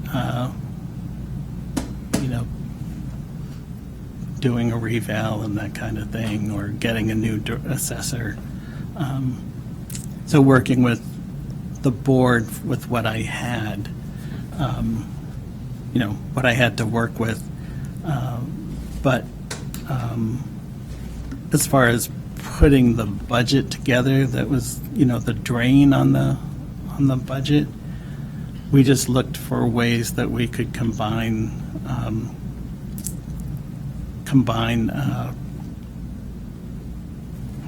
departments, or get rid of things that aren't being done anymore. Just tried to really nick any sort of stray expenses. Like, I went through all the boards and committees and sunsetted a number of committees and transferred their tasks into other committees. So there was no loss in service, but the committee isn't supported by its own budget anymore. And then just telling the department heads that everything's going to be flat. Don't expect any budget increase. As a matter of fact, why don't you submit a write-up with like a 5% reduction and what the impacts of that would be on your department? And we would read those, and maybe it was acceptable. Maybe the 5% loss was acceptable and they could still survive. So there were reductions that way, but we held the staffing and the expenses on the town side very, very stable to almost rolled back to like 2007, something like that. There were just, it's just trying to hold the line on it. And having a good relationship with the school department, because 60-70% of your budget's going to the schools, and figuring out some of the things that the school department could do in their budgeting that might relieve or provide some room. And one of those was the school, the funding of special education. I think it's in your legislative priorities document. But there's wiggle room in the formula that they use to put that budget together at the school department. So it's really just trying to hold the line on everything, and then get the assessing records all done and things properly assessed. And we brought in a new assessor. So it just kept coming down a little bit by a little bit, but it was always a downward trend, thankfully. Thank you. Sure. Okay, new topic. How do you envision technology advances in 5 to 10 years, and how would they impact municipal government? I think my previous answer, I mentioned something about cybersecurity. I just like to say the word. In Sherburne, we were hit by it was a virus. Yeah. It was somebody opened up a joke thing, and it planted itself, and then months later it activated and locked up the whole police department network. So luckily we had the town was separate, so it really only affected the police department. And we called our insurance carrier, brought them in on it, and had to bring in a company to scour everything on the network to see if it's anywhere else. We ended up, it was cheaper to buy all new PCs and software, which the police department needed anyway. It just sped up our process. So that's how we dealt with it. We didn't pay the ransomware. That's what it is. So preparing for cybersecurity attacks is it's not a realistic expectation to think that you're not going to get hit or you're going to be able to protect yourself so well, because at some point something's going to get through, or at least that's how you have to manage, expecting that something's going to get through, and then focus on what your response is, like training people to shut things down and that kind of thing. But for technology in the next few years, other than cybersecurity, it's space, like where are you putting everything? I mean, we used to put it in safes and in the basement, and now you're looking at storing documents in the cloud. In Sherburne, I converted the email system to a cloud system, and so now you're paying for electronic storage.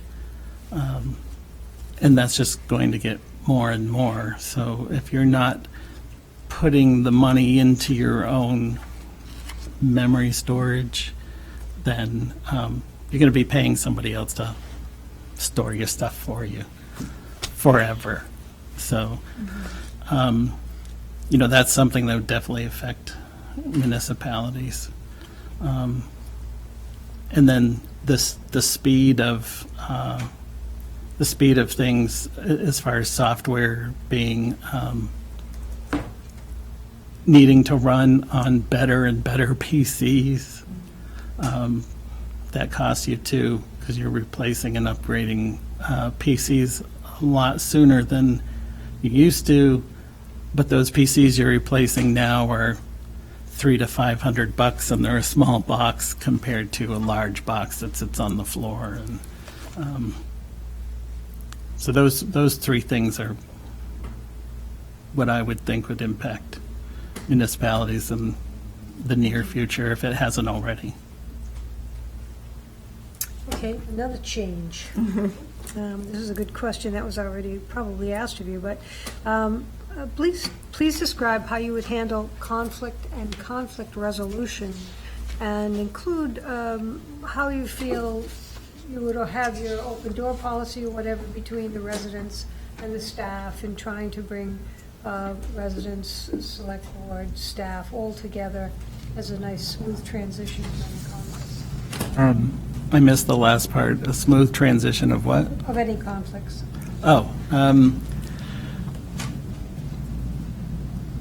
I had, since I've always been the HR director since 2010, there's conflict. There's conflict everywhere, and it's of different scales. I've seen conflicts that you think are just two department heads complaining or pushing each other, and then the next thing you know, you have harassment complaints that they're filing against each other, and so everything is just elevated to another level that you didn't want to have to go to. So then you're talking with each one. We brought in an outside consultant.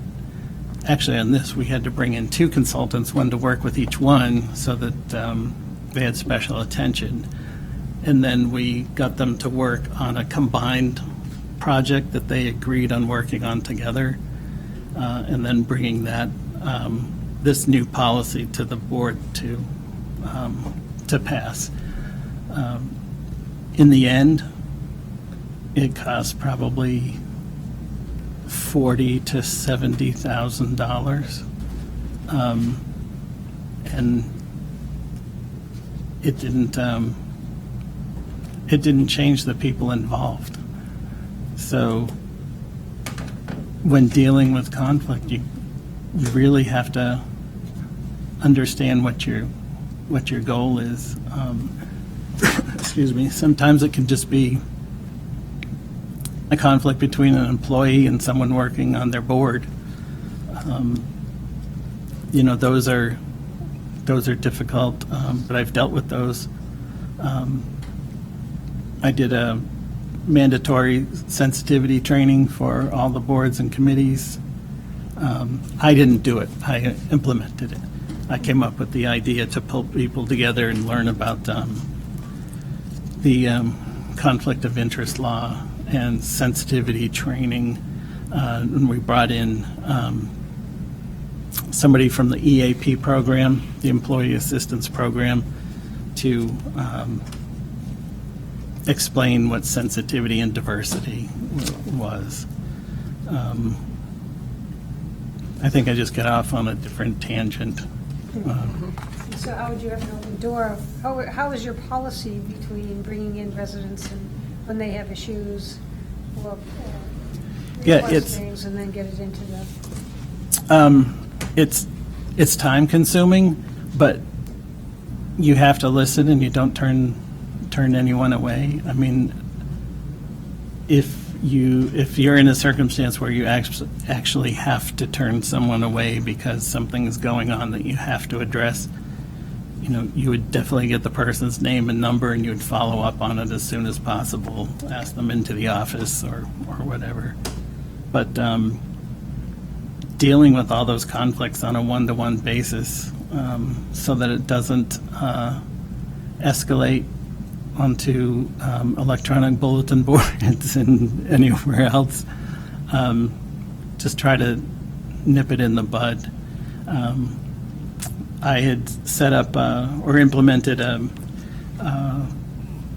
I mentioned about that meeting every week with the top 5 department heads. We actually posted office hours so that a half hour before our meeting started, we basically opened it up to the public and posted it on the website that, public can come in unannounced at this time, speak to these department heads as a group. And the public comments, the critical public comments, significantly dropped after that. It basically gave the board, when somebody's bringing in a public comment that's critical, the board can say, we have this at 11 o'clock on Mondays. Have you gone and talked to these department heads before you came in to complain about them? So it definitely was effective in reducing the complaints, but they're all time consuming and listening. Lots of times they don't know who to talk to, so you're listening, trying to decipher what end result they actually want to achieve, and just try to get the conversation to there as quickly as possible. Okay, thank you. You've mentioned a couple of times that Sherburne didn't provide much avenue for economic development activity, which some towns are bedroom communities, and that's all right. But I am interested in your thoughts on working with or creating an economic development committee and economic development activities. If they weren't in Sherburne, then perhaps in Framingham, which obviously has a lot going on. Right. In Framingham, there were a lot of things going on. There was also an elected planning board with its own planner, and there was another office that was appointed with an economic development director, who was a planner. So those were 2 offices all working on economic development at the same time. They didn't always see eye to eye, and neither did the select board. But those were. I was involved in the personality conflicts, but I wasn't involved in, planning meetings to pass or adopt a project or something like that. In Sherburne, we did have, like I said, about that one committee that developers could come in and talk to. That's probably the basis of an economic development committee, but it was staff only. And we had a number of projects that got very complicated, which included intermunicipal agreements with Framingham to provide water to the site, intermunicipal agreement with Natick to bring the sewer line into the site. And that was, we were looking at 145 units, like meeting our whole requirement all in one project in an area of Sherburne that was in the corner of the Natick border that wasn't going to affect the middle of town. So that was definitely something that we moved towards a bigger group working on it, including the planning board and select board. And does that answer some of it? Yes. Okay. Thank you. I think we have time for probably one more question, Kristen. if- I don't, no, I'm okay, just something else. Anybody else have one? Something else Anyone? quick? Jump out. or- I can do this all night. I'll No, you come back can't. to me. That's good. So you mentioned that in most towns, the school budget is a big chunk of the town budget. So obviously, the relationship between you and the school and the select board and the school committee is critical. How would you define a good working relationship with the schools? Basically, if you can text or call the superintendent anytime you need to, or he calls you, we had an instance where a second grader said he saw someone in the woods with a gun, and of course they called the police first, not the town administrator.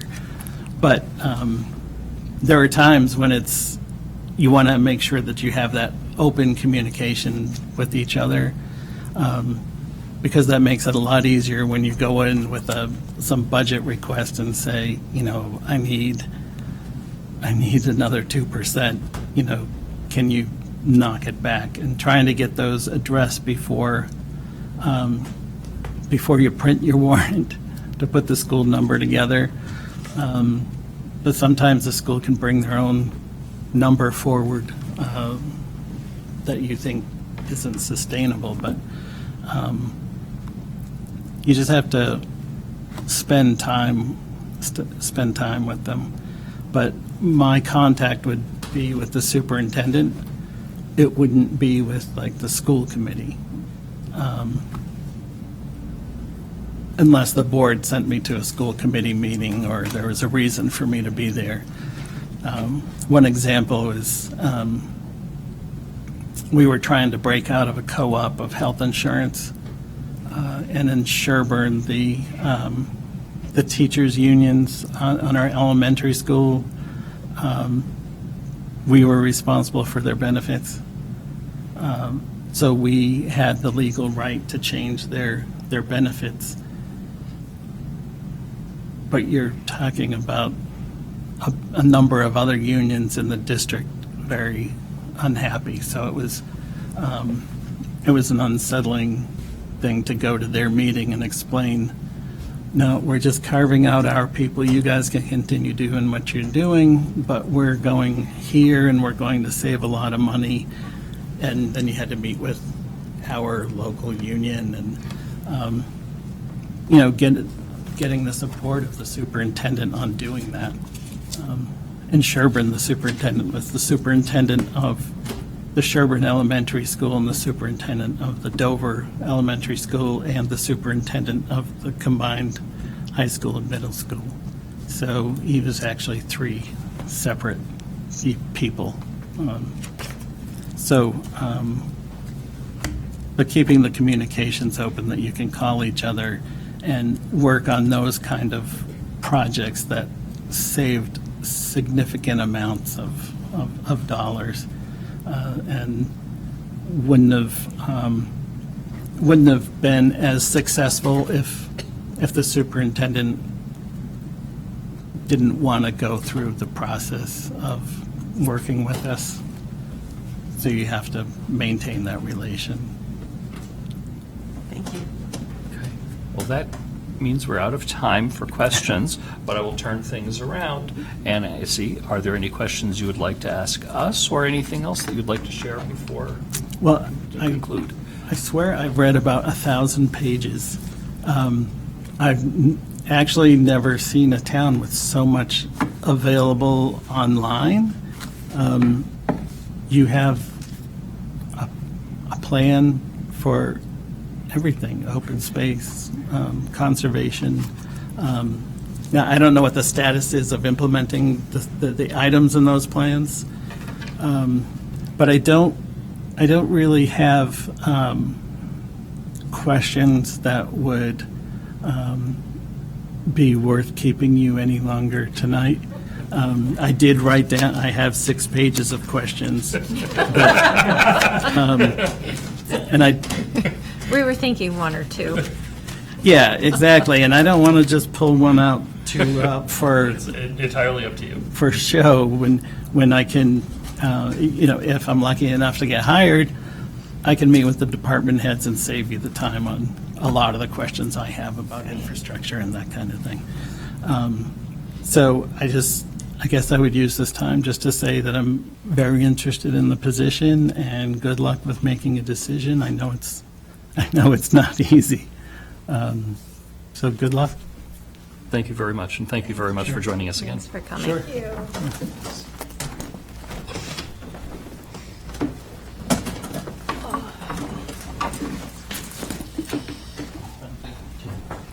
Be very careful of that wire or walk around as much. It's safer. No short-term memory. Nice to meet you. Thank you. Thank you, it's nice to meet you. Nice to meet you.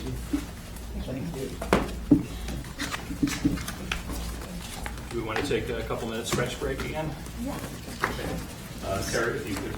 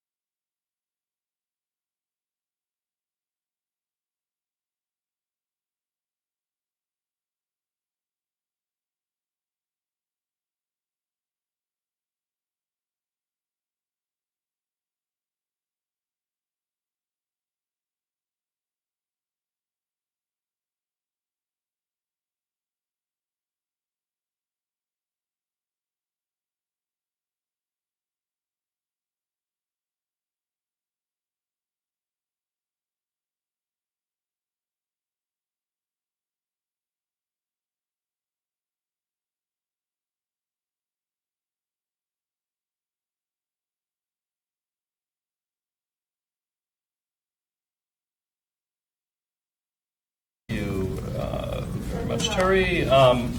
So we'll reconvene here, and this is the weird part about this whole process, where, you know, I mean, there's no way to say it otherwise. We have just met. I had the luxury of meeting each of the three of them for an hour each. We've each met them for an hour, but our responsibility is to now choose our next town administrator. And it's probably the biggest decision any select board can ever have.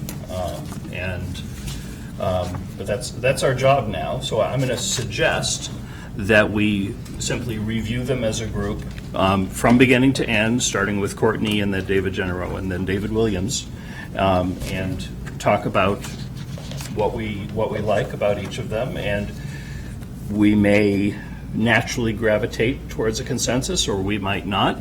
If anyone has any questions, we have Bob and Buzz at the back of the room that I am more than happy to invite them to the big table over here to answer questions, whether that be about additional background or experience of a candidate, anything that they said or didn't say that you might want clarification on, because they know them all. I mean, that's their job, is to know who these people are before they come in and get introduced to us.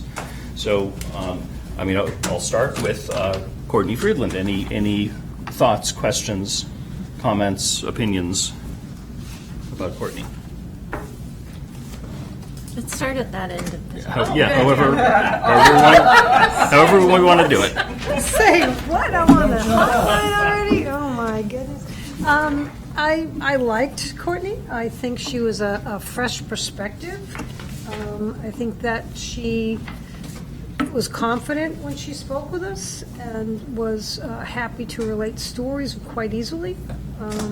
I think the communication that she wants to represent between the residents and the boards and the staff sounded very good. And I think it's, we are looking for the innovator. I'm looking for the new way to start things, and maybe we can get some benefits from that. So, I was impressed with what she brought to the table. So the thing that struck me about Courtney is she used the word home a lot. This is where she wants to feel at home and make a home, and it's all of our home. And I think that's kind of a theme that would be really lovely in Northborough because the transition is always difficult, change is always difficult, and that kind of sensitivity, I think, would help as we change from one administration to another.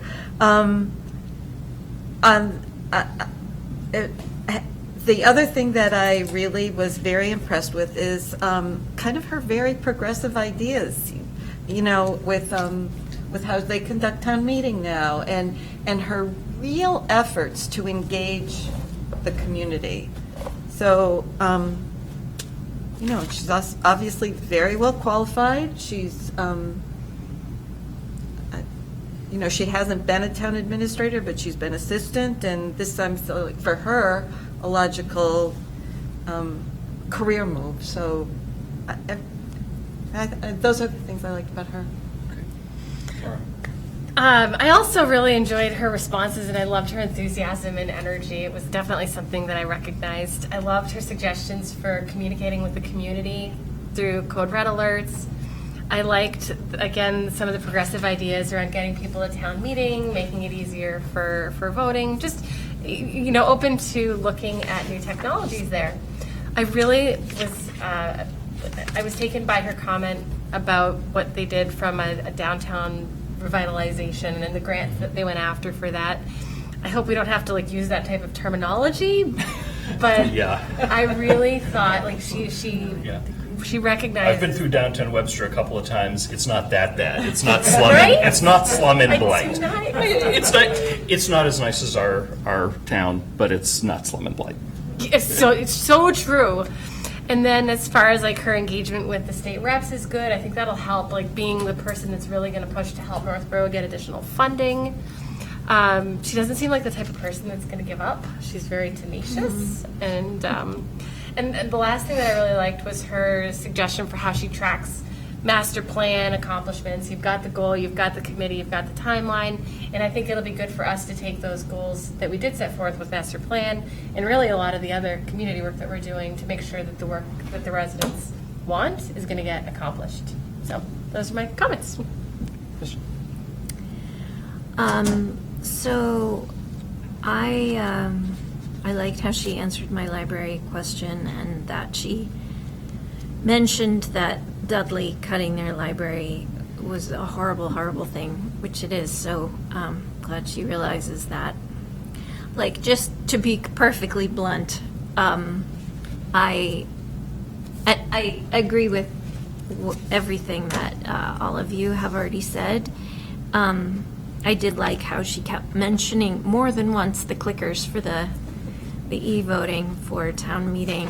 I thought that was really interesting. And how to draw people into town meetings. She clearly already had a lot of ideas for that, and they've been working on it too. She's very honest and sort of straightforward, down to earth. She's also been looking for money for Chapter 90 funding, which evidently is probably a thing everywhere, right, Bob and Buzz? I don't know. I'll bet there are 351 cities and towns in Massachusetts looking for that. And all want it. She had good answers to a lot of my questions and a lot of everybody else's questions. I felt I learned a lot from her. I wrote down A+ on climate sustainability questions. And that is something that's really important to me, and I feel like it's something I've talked to Julianne about, and I haven't talked to my new board member, fellow board members about it, but I do feel like that's a direction that a lot of people in Northborough are working on. I wouldn't be surprised if Jane Cahill is listening to this right now and going, yay, sustainability, because she is a real mover and a shaker in town in that area, and that is so important, and Westboro is doing such a good job with that. So we have, someone to partner with on some things. I was also very impressed with their master plan that they have a matrix. A matrix. We need a matrix. Okay, I'm just saying, regardless of who we hire tonight, we need a matrix for our master plan. But no, I was very impressed with Courtney, and I liked her personality, her enthusiasm.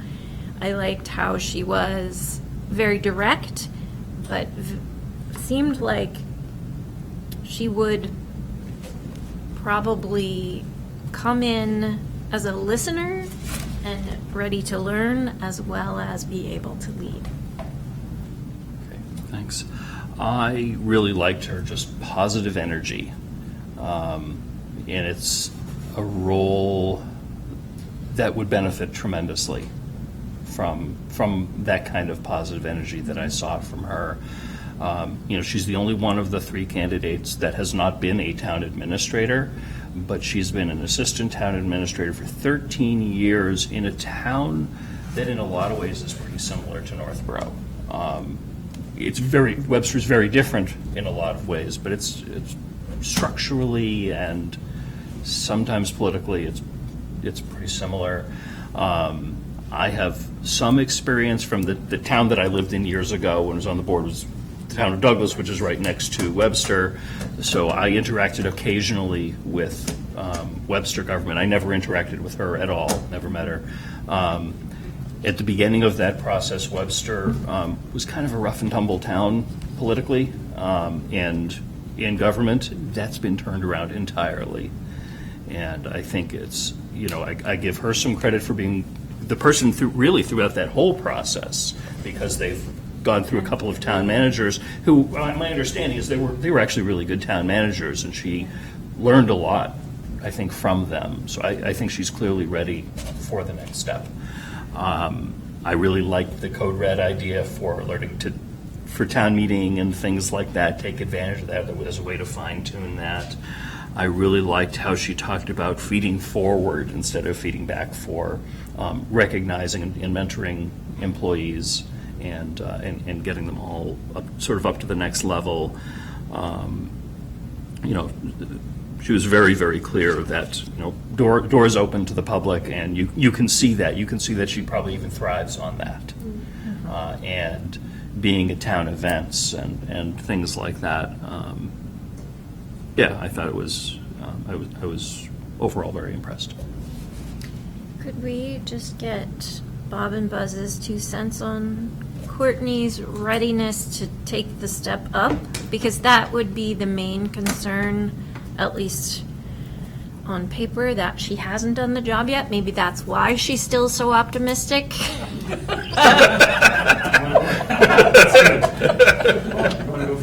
Yeah, I'll take, let me just take this on for a minute, Bob. I'm sorry to interrupt.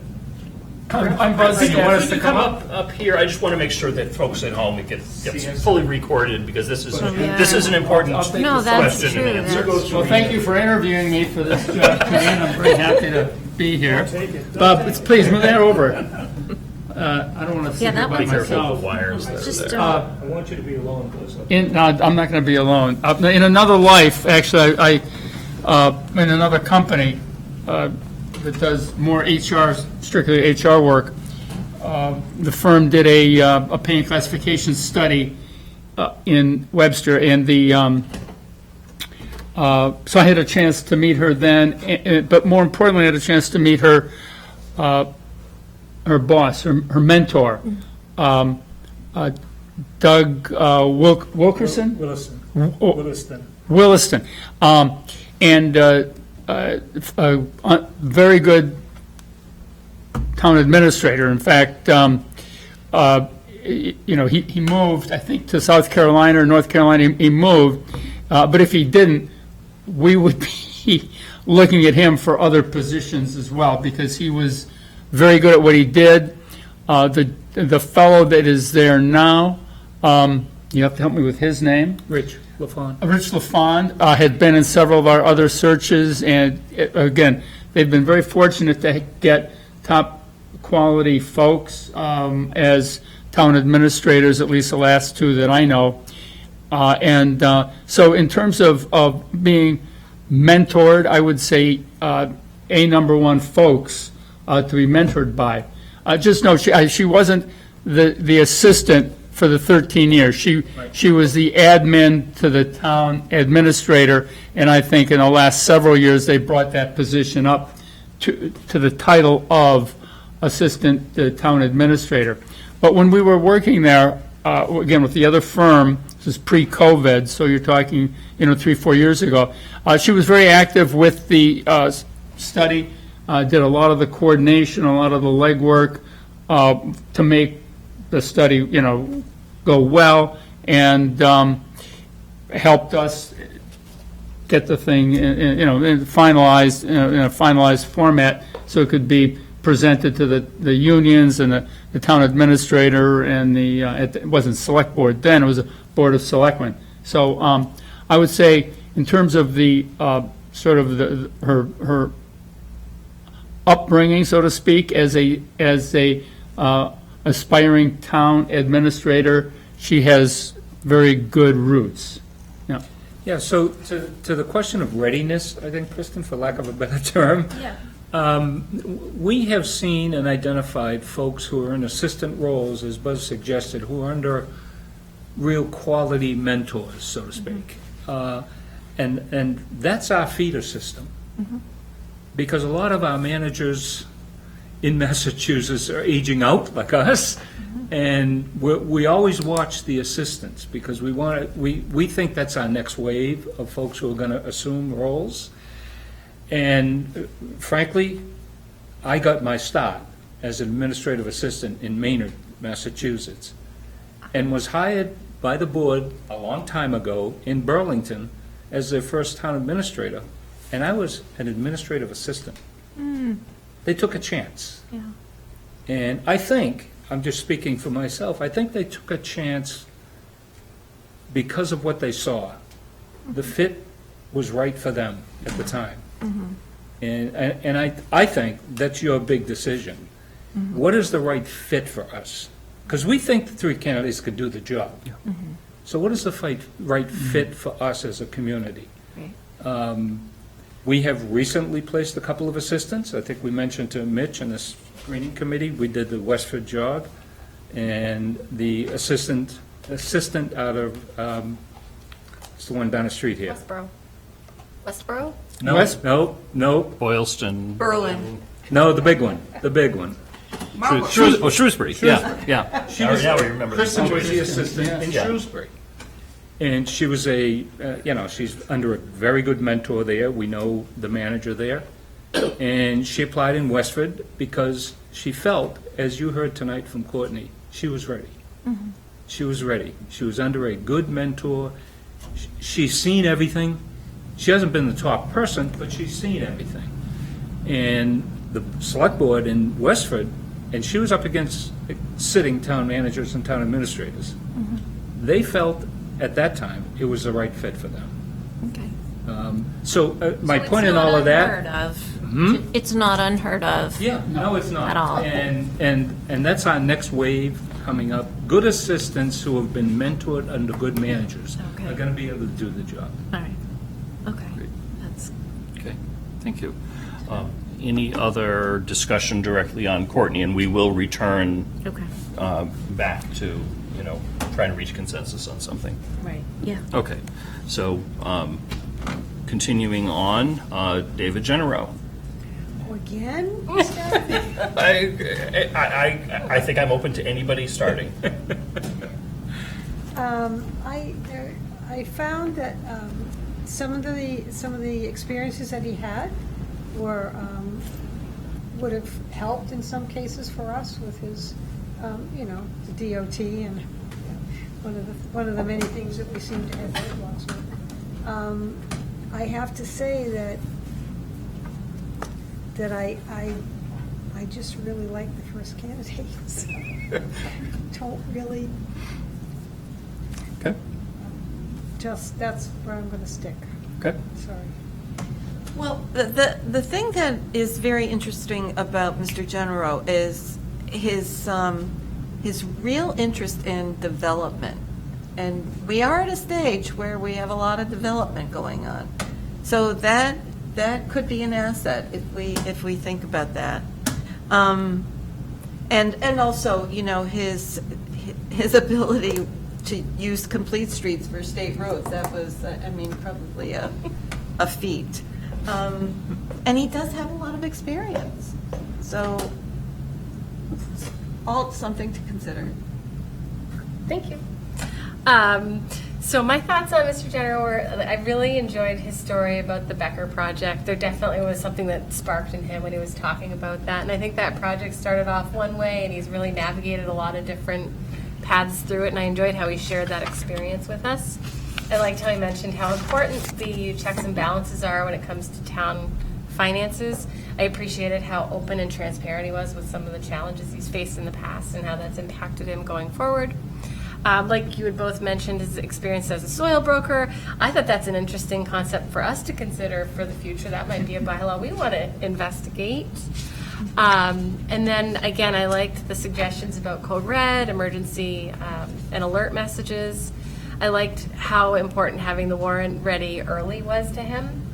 And transparency were some of the things that I appreciated that he brought to the table. Okay, I also like antiques. Oh, he's an antiquer. Yeah, I'm curious about this antique shop. I want to go see it. So yes, I was going to say the same thing about the Becker College buildings and how he's navigated this project that he really didn't expect, but it sounds really interesting, and he sounds like he's doing a great job with it and that he's enjoying it. And he did say a lot of, like when he was talking about White Cliffs, he said uses pitfalls and also involving abutters and getting a consensus, and I think that's something that is really, really important.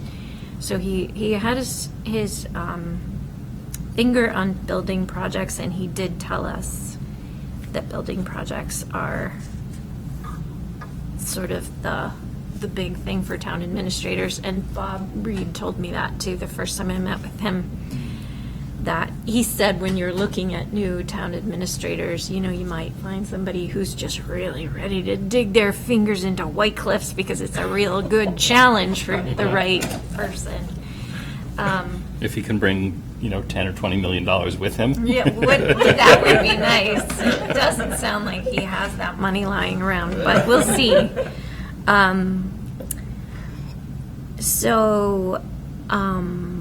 Let's see. I liked the library question answer, and I liked how he said about the dual tax rate, that towns are afraid of the message. I thought that was a refreshing perspective. But let's see.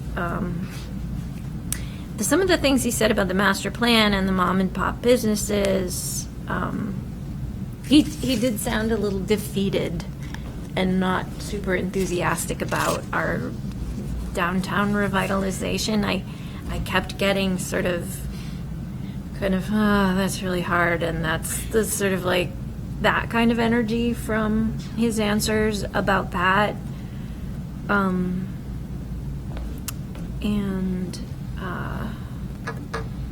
I don't know what District 3 is, but he talked about that, and it just made me think, like, these are the people who make all the decisions that Lisa and I want to have an effect on. How do we infiltrate that organization? That's the state highway, State Department of Transportation, District 3 is the region that we're in. Yeah, that's what I figured, but it sounded a little bit Hunger Games-y, and I don't know.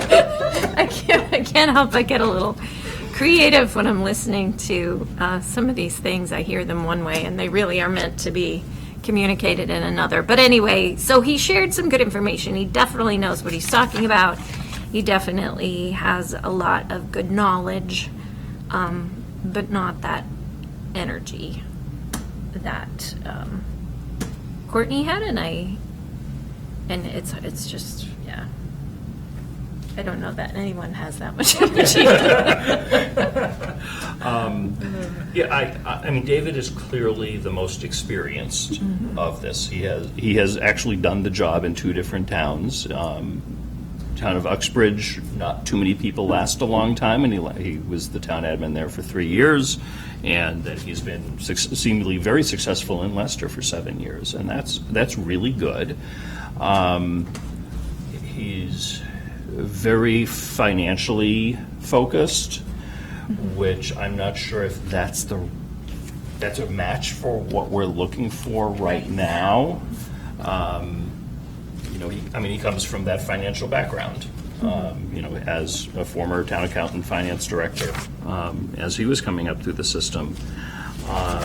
I was a little concerned about his detailed answers to a couple of the questions. One about the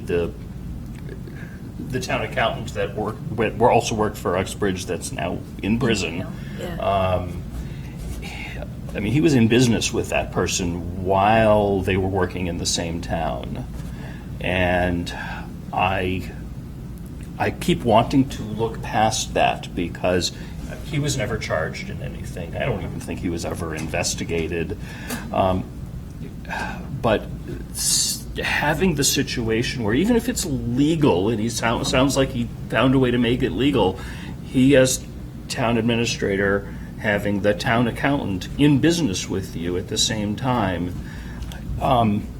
it strikes me a little bit concerning. And then as it turned out, again, I don't think David Genero stole 50 cents from anybody. He doesn't strike me as someone that would put up with it. But it turned out this other guy really did a number on a number of towns. And the more I read, I remember when that happened, it was kind of a big deal. And the more I read about it, the more I realize it's still a big deal. Like if you go to town accountant conventions or whatever, they talk about this situation. And I want to look past that, but I don't know if I can. I don't know if I can fully look past that. And then I'm glad he addressed the the landfill situation that was also in Uxbridge. Obviously, we know we have a conceptually similar situation here. The details are very, very different. I am concerned about the level of effort that he had to not oppose that when it was going forward. Some of that is maybe his Board of Selectmen at the time really wanted this project. But I know here in Northborough, we're very, very concerned about the environment and about impact of operations that might be conceptually similar to that. And it gave me, neither of one of those things said I couldn't hire him, but they pulled him down a notch. I also didn't think he had this, I thought he had a good level of energy. Not a Courtney level of energy, but a good level of energy. That's a hard standard. Yeah. And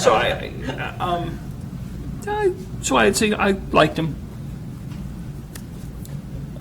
Anybody have any questions on Dave Genero for Bob and Buzz, or anybody else want to add anything else at this point? Okay. And moving on to our... I'll just say from our perspective, you explained it perfectly. We went through this with the screening committee also. That's true. And you explained it perfectly. Enough said. Okay, thanks. Our second David for the evening, David Williams. Do you want to do the honors and start us off again? Well, I appreciate that he came out and he asked, he sat there and answered the questions that were asked of him. I have to admit, I wasn't overly pleased with some of the answers. I just felt the lack of energy. I think if we had A, B, and C, Courtney being A, enough said on that, but obviously he's gone through many of the things that we've experienced, but didn't seem to really come up with any concrete, this is what I would do. It was more, well, I was here and I was there, but not, well, what did you bring to the table? And again, I just think for what we're looking for, energy is not just a small portion, but the ability to be creative and innovative. And I didn't really see a lot of that in that candidate. So he's worked in a really small town and then a really large town, which became a city. So this is probably a logical career move for him to, and he might, extrapolate things from both towns for our kind of mid-sized town. So that could be a positive. I did like the way he talked about the meeting with the department heads, and then they opened it up to the public so that they could address issues right there. I thought that was a good outreach type of thing. And he did have the similar traffic situation that we have, maybe not as great, but is it Route 27? Not Route 20, but something similar. So that could apply, but that's pretty much it for me. I liked his story about how he saved the Weston historic buildings. I appreciated that he was able to find ways to reduce the tax rate in Sherborne. Just recognizing our tax rate, it would be nice to find ways to save money for the residents. And I like that he mentioned sensitivity training. I don't think that that's necessarily something that we need for our staff, but I think he dealt with a lot of challenges in his prior employment, and he looked for solutions to help the staff, find better ways to work together.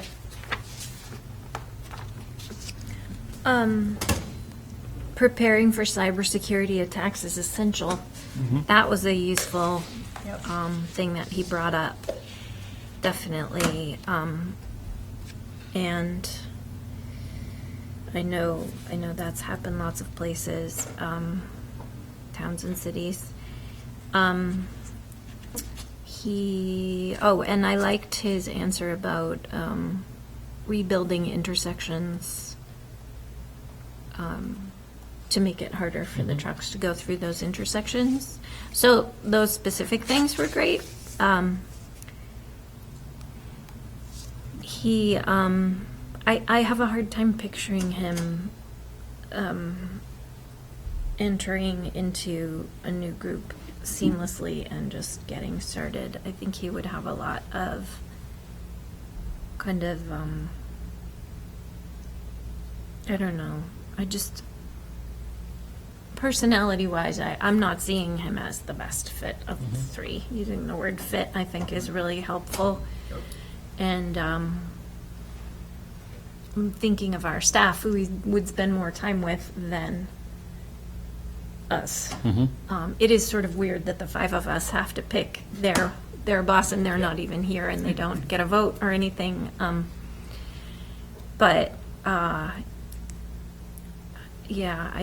I'm not seeing him as the perfect fit.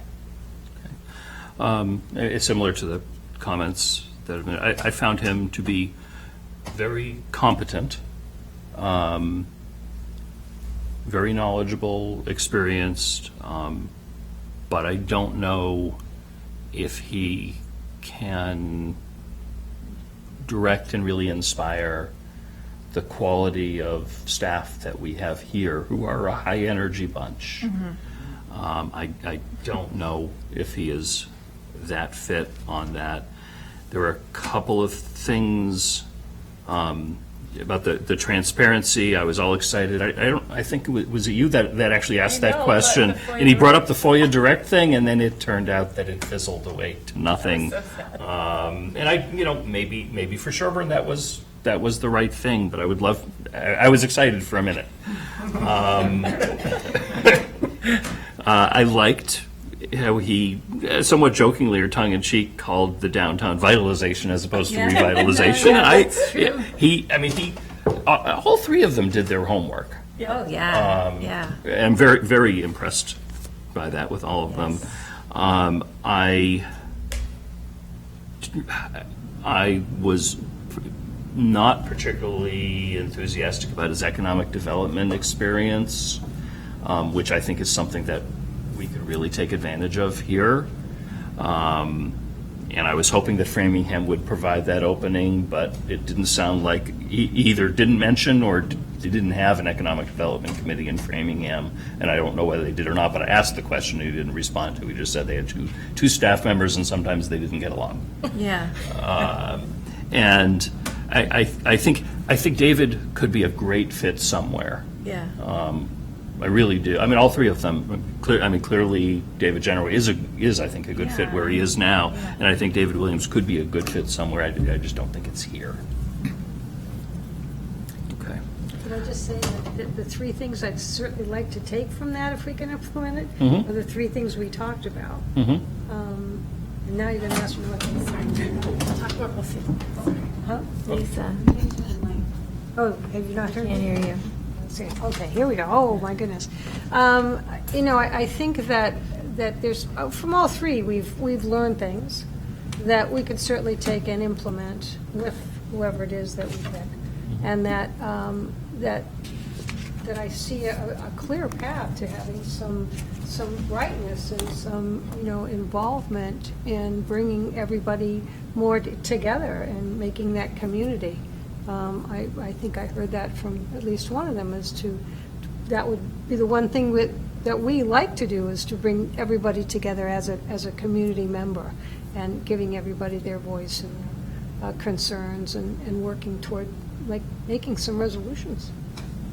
So.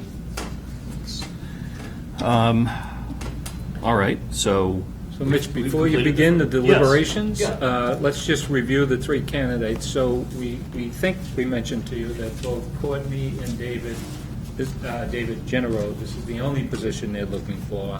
David Williams is, and he confirmed with Buzz, he is in two other searches? Well, at least one other. Okay. Could be two. Okay. And we don't know the full timing on that, but you should know all that. Okay. Fair enough. which makes some sense that the first two are employed right now, and David Williams, I think, is not, that he left that as an authority position. So from his perspective, it is perfectly justified to look for a number. So I've heard some, I think one or two of us say that, with a strong preference towards one of the particular candidates. Does anyone, do we want to go down the row and say our favorites and see where we are? Lisa, I think you've already said, but I keep making you first for everything tonight. It's like, all right, this is what I'm thinking. No, I really feel very comfortable with Courtney being our choice. I think that she will do a wonderful job, and I think that the town will be have a great benefit from her being on board. Definitely Courtney Friedland. Courtney, for sure. Courtney. And I'm on board, so I think this has been an easy, yes, this has been an easier process than I envisioned, because we really did have three worthy candidates that could do the job, and I think we've done a good job of figuring out the right fit. I don't think we need to deliberate anymore, because I think we're there. I was handed a motion, we were emailed well prior to tonight, and it's in the agenda packet, but I'm going to read it and ask for, somebody could just read the motion. Do you want to do the honors? Can I read it, or Sure. does someone else really want to read it? Rock, paper, scissors. No, just kidding. We're in person, we got all the silly things that we can do now. Yeah. Okay, we're ready. Are we just All going right. to pass it down to Lisa? You want me? Give me this. No way, I want to do this. I'll second it anyway. Second it. I move to authorize Municipal Resources, Inc. to make a conditional offer of employment to Courtney Friedland for the position of Northborough Town Administrator. This offer is conditioned upon the satisfactory background review and investigation conducted by Municipal Resources, Inc., physical exam if required, and the successful negotiation of the terms of appointment by the Select Board. Good choice. I second. All right, motion's been made by Kristen, seconded by Lisa. Any discussion? May I offer just a point of this, if I Absolutely. may? Of course. This is not the first female town administrative search that we've been involved in. While you were deliberating, I did a tally. And 1, 2, 3, 4, 5, 6, 7, 8, this is the 9th in the last 4 years. So for those of you keeping count on the gender equity, it's 9 out of about 20. Okay. So it's happening, ladies. The first in Northborough, though, right? First enough? First for you guys. Right? Although we've had a couple of fantastic assistant town administrators, including one now. Yes, Yep. you do. Yes. You do. Yes. And I'll be even a little bit more outnumbered than I am now. That's okay. Keep you in your place. Yes. All right, so we have a motion and a second, and again, we're in person. We do not need a roll call vote. All those in favor? Aye. Aye. Aye. I hear that and see that as unanimous. I don't think there's anything else that we need to We're just going to do. notify the three candidates tonight. Yeah. Okay. And then you need to discuss what you're going to do in terms of, and I heard you talk earlier, Bob Reed's going to help you with Yeah, the Bob contract. has already volunteered, so I will ask board members individually, don't copy the whole board, if you have particular thoughts on language for a contract, send those ideas to Bob, and he may bounce them back and say, no one's ever going to agree to this, or he may say, that's a really good one. It just can't hurt to at least throw it out there as an idea. In the motion that Kristen read, there was a little phrase there about the physical exam. I didn't know if you folks require it of all of your employees. Some municipalities do, some don't. Oh, that's where it was in And there. some yeah. just have it for police and fire, DPW, but Yeah. it's in the event that it's a HR requirement. Yeah, I don't know the answer to that, I truly don't.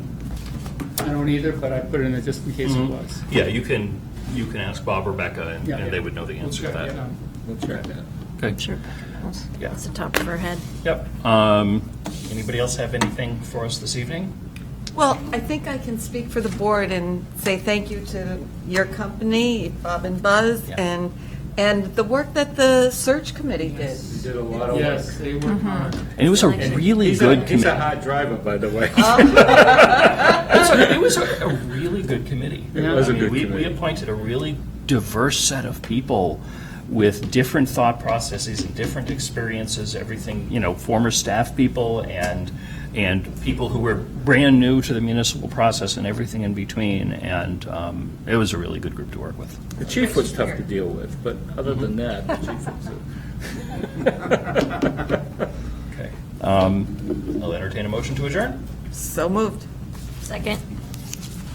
Motion's been made by Julianne, seconded by Kristen to adjourn. All those in favor? Aye. Aye. We are adjourned 9:34 Thank you PM. all. Thank you very, very much. Please don't go away.